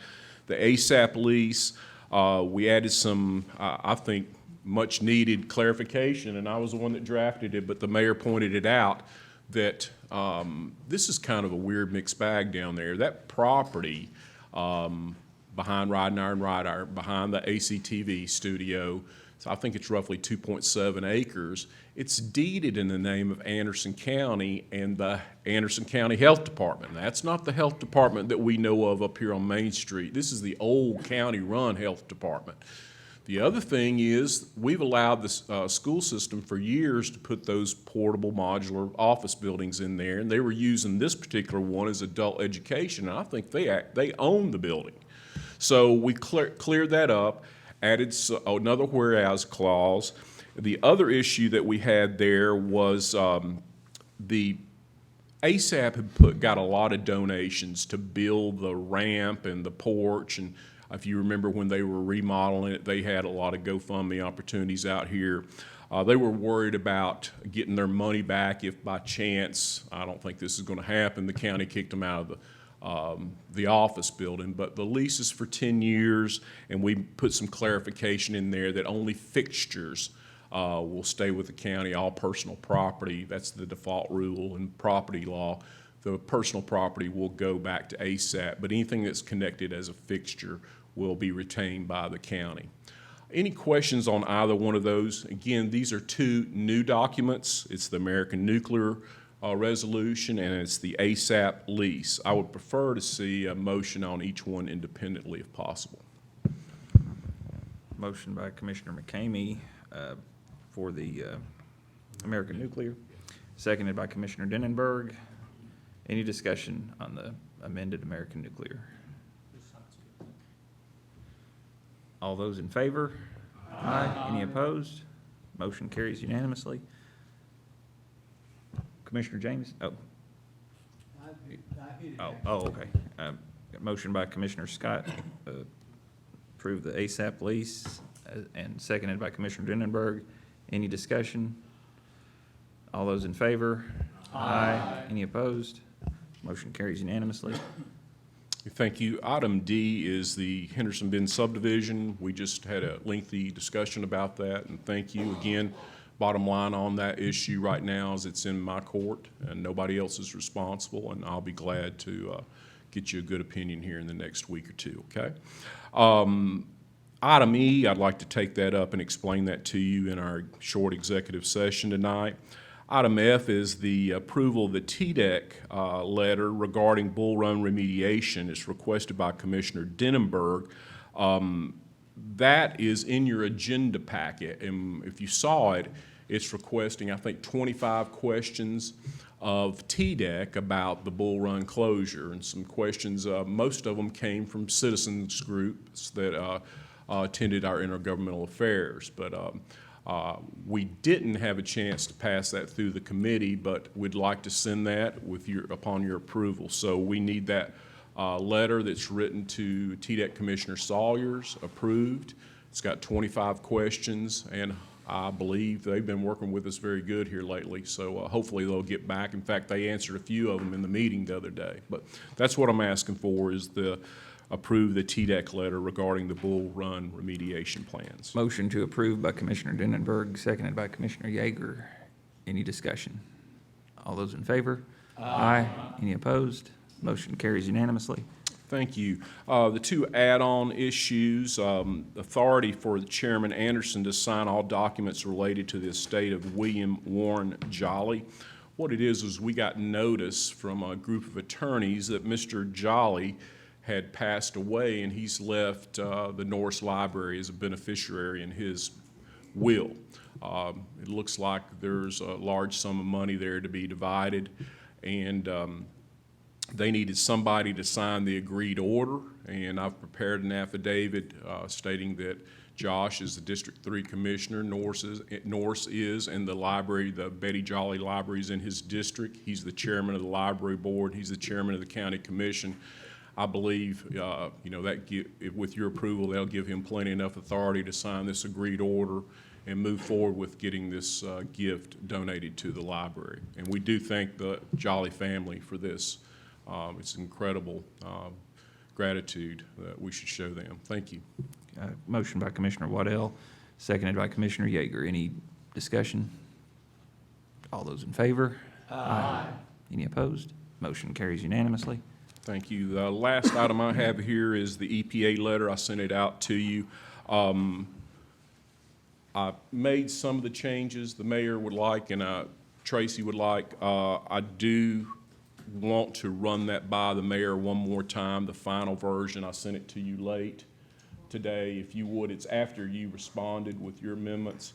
I'd like approval to send that to the EPA. What it is this is started last month with Commissioner Wandale requesting that I write to Region 4 EPA and get assistance with the RICA Act and trying to make the original generator of the waste at American Nuclear responsible for the cleanup.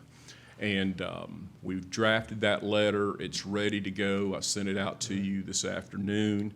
But I do want the mayor and Commissioner Wandale to take another solid look at this letter before we send it out. But I need your approval to send that. Motion by Commissioner Wandale, seconded by Commissioner Denenberg.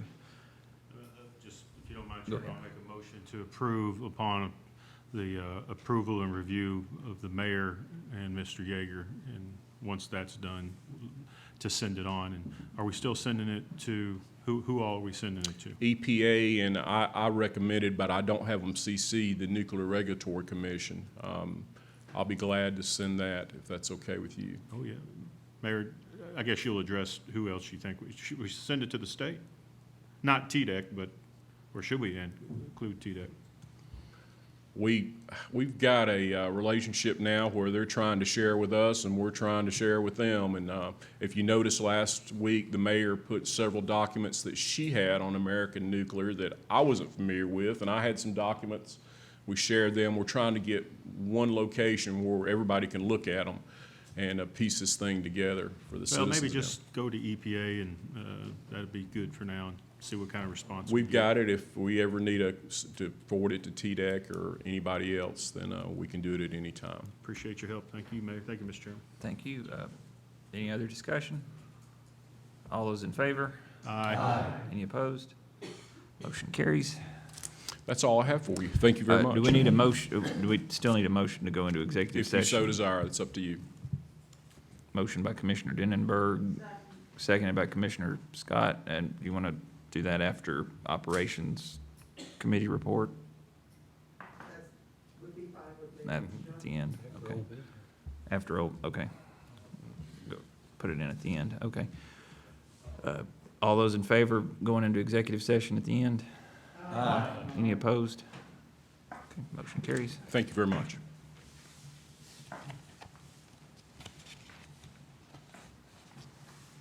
All right, next we'll have the committee reports, Operations Committee report by Chairman Isabel. Thank you, Mr. Chairman. We've already discussed the Purdue Pharma settlement. That was going to be the first, so that's already taken care of. The next was Commissioner Meade made a motion to authorize the mayor to submit a letter of intent for multimodal grant. Commissioner Scott seconded the motion. Motion passed for the full commission for approval. Motion by Commissioner Wandell, seconded by Commissioner Scott. Any discussion? All those in favor? Aye. Any opposed? Motion passes unanimously. Commissioner Wandell made a motion to accept the concept designs for the witness rooms and lobby space and to allow Mayor Frank to go ahead and get an RFP to start the process. Motion was amended to include reconfiguration of archives and record space. Commissioner Scott seconded the motion. Motion passed for full commission for approval. Motion by Commissioner Yeager, seconded by Commissioner Scott. Any discussion? All those in favor? Aye. Any opposed? Motion passes unanimously. Commissioner Wandell made a motion in support of the new East Wolf Valley Convenience Center to move forward with rezoning to I-1 and for an RFP to go out as quickly as possible. Motion was seconded and passed forward full commission for approval. And upon that, during the Planning Commission meeting last week, we were told, and Commissioner Harold Edwards here as well, from Joe Barrett from ETDD, that the quickest way to do that is just take it to the BZA, because that way it wouldn't have to come back to full commission and have it changed there. Okay. So, submitting that for your approval. Motion and a second. Oh, Commissioner Wandell. I think Commissioner McCamey had something. Oh. I'll hear what he has to say. Yeah. Mayor, doesn't that have to go to the city of Clinton? Since they're a regional planning commission, wouldn't the city? Yes. Usually Joe Barrett will handle that for us. I'll check on it. Any amendment to the zoning resolution has to go to any adjacent regional planning commission. And in our county, we've got a regional planning commission here in Anderson County, and then right across the street, they've got a regional planning commission. So that's how that works. Okay, but if it goes to the BZA, then I'm sorry, I was tied up on another issue. What was the issue? Can you repeat that? Is to go ahead and change the county's rezoning to the industrial. He said the easiest way to do it is just go ahead and send it to the BZA. That'd be the quickest way to do it. And then, because the BZA to have to get full commission approval, but he also did say they would have to go to the city of Clinton. What he's doing is trying to put a variance or a special exception in place. That's usually a temporary fix. I think what we want to do is change the zoning. That's correct. Okay, and that, you've been through many of these zoning changes before. It requires a public hearing, it requires the notification to the other regional planning commission, and then it comes up to final approval from the county board of commissioners. I think that's really the better way to approach this. I don't want a temporary fix. That's just the way I see it. This is something, that convenience center is gonna be down there maybe 50, 60, 80 years. I'd rather take care of the issue, and right now, we've got a little bit of leverage because the contiguous parcels down there are already industrial. So we've got a very good case just to go ahead and get this property zoned industrial. There's some case law that says government entities basically can operate in any zone. And that's what he said. He did say that. But we raised that issue in the second Glen Alpine with the business operators, and the chancellor didn't think that was persuasive. So I think the better position is to go ahead and change the zoning on that area instead of dealing with a variance or a special exception from the BZA. It's much more permanent. Okay. Let me add a little bit of clarification, not to disagree with Mr. Yeager. That use is also not permitted in the industrial zone. It's not a defined use in the commercial zone or the industrial zone. Joe Barrett and I felt like it would be acceptable to be approved as a special exception. And it's my understanding that the special exception permits that use as long as that use is in continuation and it doesn't have a time limit on it. Is that correct? Yes, to some degree. I'm curious as to why he wants to go through the BZA on something like this where it's an obvious just a rezoning issue. Well, it's not a permitted use in the industrial zone. Well, that goes back to the case law about, I don't want to sit here and argue with you on this issue, but that goes back to the case law that says governmental entities can put public utilities in any zone. Okay. But we ran up against that. Evidently, convenience centers don't fall into that. So, but I think your better legal footing is going to be with the rezoning of that property. I'll be glad to talk to Joe. Maybe I'm missing something, but I work well with Joe, and he's always very beneficial to me, and we work good on these issues. But I'll check that out. Any other questions on this? I think Mr. Wandell, do you have a? Yeah, Mr. Chairman, so this is one of the reasons I wanted to put the motion in play at operations, because I want to understand what the next steps are. So do we need to make this motion was just in support of the change of the zoning, and it's on the floor to vote on, but what would be the next thing we need to do, Commissioner McCamey or Mayor or Jay, to see this thing move along? It's ready to be put out for bid. But are we gonna wait till it's rezoned before we put it out to bid? No. Oh, No. okay, all right. No, we're not gonna Joe waste Barrett any said time. we We want to try to get it before winter gets here. Thank you, I appreciate it. That, you answered my questions, thank you. Any other discussion on the motion? All those in Well, favor? Oh, go What ahead. is the motion? Is it to go to BCA? It was, you're just forwarding the motion out of operations, right? Yes. You want to reread that? Just made a motion to support of new East Wolf Valley Convenience Center to move forward with rezoning to I-1 and for an RFP to go out as quickly as possible. And the explanation was there that we did take it up in planning commission, and Joe Barrett from ETDD, the same explanation that, Commissioner Edwards gave as well, is that his suggestion was to take it to BZA. But I don't have any problem with this committee. If the committee wants to take it back to planning, but, he's our go-to guy in planning.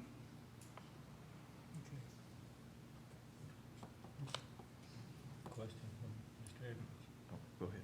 Mr. Edwards, Yes. do we need to come up with a spot for convenience centers or? Well, convenience centers are not addressed at anywhere in the zoning ordinance. Right. If you rezone it, in my opinion, to industrial, it still would need to have the approval of the Board of Zoning Appeals because it is not a permitted use. The thinking was to expedite the process, the Board of Zoning Appeals could approve that use in the commercial zone. So it doesn't matter. If you want to expedite the process, that was the line of thinking behind just going to directly to the Board of Zoning Appeals instead of going through the So what rezoning you're process. saying, it's not permitted in I-2, I-1, I-2, or commercial? No. So where would it be permitted? It's actually described in the uses permitted in I-1 and I-2. You look at what the uses are that are permitted there, it falls under that. I'm giving you my sound advice on this issue. Okay. I don't want to put a temporary fix on a permanent issue, and it needs to be rezoned to take care of any specific issue that may come up in the future, and we've got the opportunity to do it now. But that's just my advice. Okay, so your motion then is to go ahead with the rezoning, send it back to Planning Commission next month? The motion from operations is just to support rezoning to an I-1, I think it is. That was it. It wasn't, we're not demanding it be I-1. We had that conversation in operations. No. We were just trying to. Endorsing it. Because what happens is, like in operations, here we are having another conversation, and it's ping, pong, ping, pong. And to me, it gets back again to having someone in zoning that is the leader that can make decisions on behalf of this county. And I'm not criticizing anybody, but, you know, the mayor is held to a certain capacity, and she does her job very well. I mean, people in their departments do things. We apparently still have someone in that department that's not qualified to sign off on things. I assume, I don't know, so we subcontract that work out. That's the reason for my conversation earlier, was maybe we should subcontract it out. So all I want to see as a commissioner in the district for the people I represent is get it done. I mean, you know, it's kind of embarrassing when you buy something and you set on it and you wait and you wait. And I know there's laws and variances and all these other things that we got to do, but it's kind of hard to tell people why you're not moving forward on it. And then they sit out there in the middle of the road and about get, ran over. But, it'll get done quickly as possible, and I'll keep asking about it, and it'll get done at some point. Commissioner Yeager. What would you like to hear from us then, Jay, on this motion? I support the rezoning Okay, to all right. industrial. I wouldn't categorize it as I-1, personally. I think you need to at least try to go for I-2, but that's just my opinion on it. If you're gonna ask for rezoning, you need to look at what you could possibly need in the future there. But I think it's a simple motion. It's not requiring a lot of debate at this point, is that you refer it to the zoning commission with a recommendation for the rezoning change. I'll work with Joe.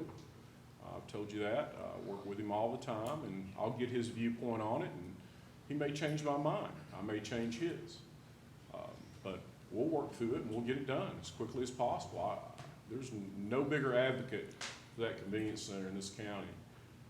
Well, maybe Terry and Robert than me, but we're all working well on this. We've got the land purchased in the spring, and I'm ready to get it going, get construction, and I know Robert is too. I know Terry is also. So don't worry about any time delays on this thing. We're moving on it, and I believe me, I understand the liability issue there at Peak Station. Well, I'll just let my motion stand, and then during your conversation, you can fine tune it. Yeah, I'll be glad to report back to you. So the motion is to move ahead with the rezoning as necessary, and to get a contract on having the construction done. Is that what it is? Great. Yes. Mayor Frank.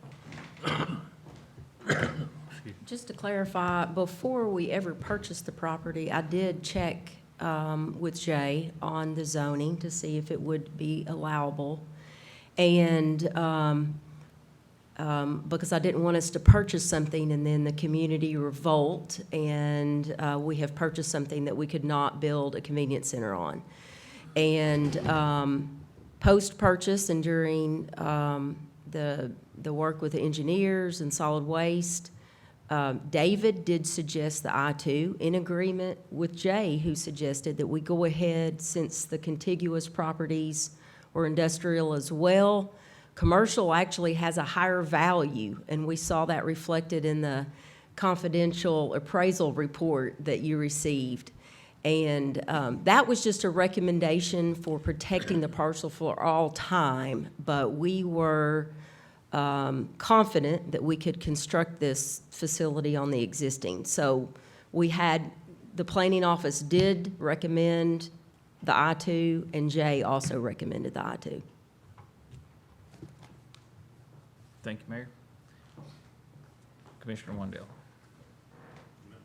We're just voting on this motion here, and I'm happy if the original maker of the motion or seconder would make it, instead of I-1, I-2, I'd be supportive of that. All right. Just any industrial. Yes. I'll just go to industrial. That's cool. That's fair? Any zoning that works, I'm good with. Yes. Thank you. Thank Any you, other Mr. discussion? All those in favor? Aye. Any opposed? Motion carries unanimously. The only other thing under old business, it's not an action item, but just for information only, it was a fire truck resolution. Commissioner McCamey made a motion for the finance and the budget to look at funding one truck per year at 100%. Commissioner Anderson seconded the motion. Motion passed unanimously, and that's just for information only. Thank you, Mr. Chairman. That concludes the Operations Committee report. Thank you. Okay. Any new business? Or do we need, well, I guess we need to go into executive session, then we can come back to new business. For new business? Yeah, so in case we need to, if there's any motions out of executive session. Need to.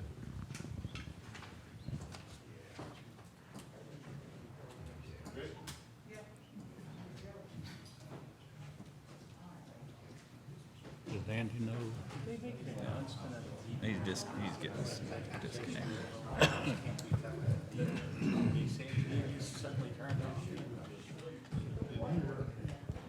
not gonna do anything you said.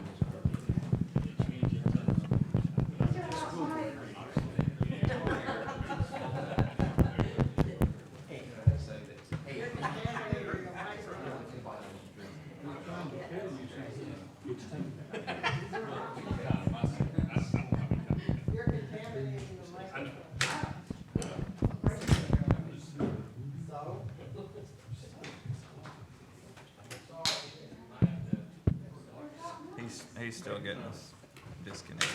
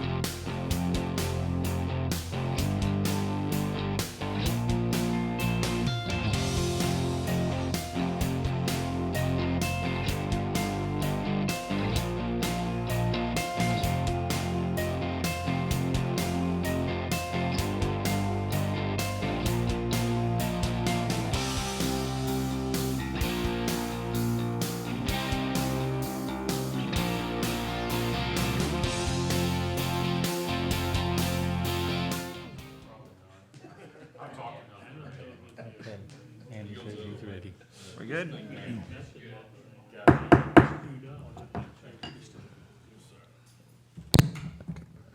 New business?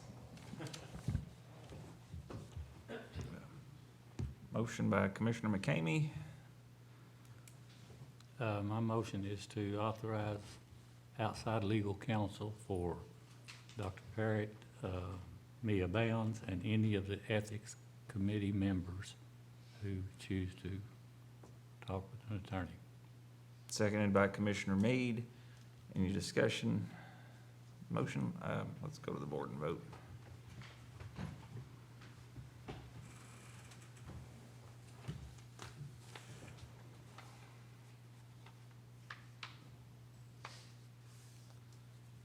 Twelve yes, 3 abstain with cause. Motion passes. Any other new business? No, I've got old business. Old business. Any old business? Commissioner McCamey. Yes. During the discussion of the monies for the American Legion Tri-County, an item was brought up about the Isaiah House. And it was said that we had voted that down. And I didn't remember it ever coming to the county commission, so I went back and started pulling some records. In August of 2020, it went before the budget committee, and there were 6 members present, and it was a 4-2 vote. And I think the rule was they had to have 5, is that correct, Jay? Had to have a majority of the entire committee? What committee was it, budget committee? Budget committee. There's 2 members absent, and it was a 4-2 vote. And it says that the motion failed. That's a statutory committee, yeah.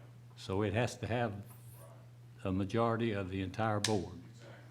Exactly. Okay, That wasn't now, if it was a county commission committee that we've established, all you need is 3 on the board.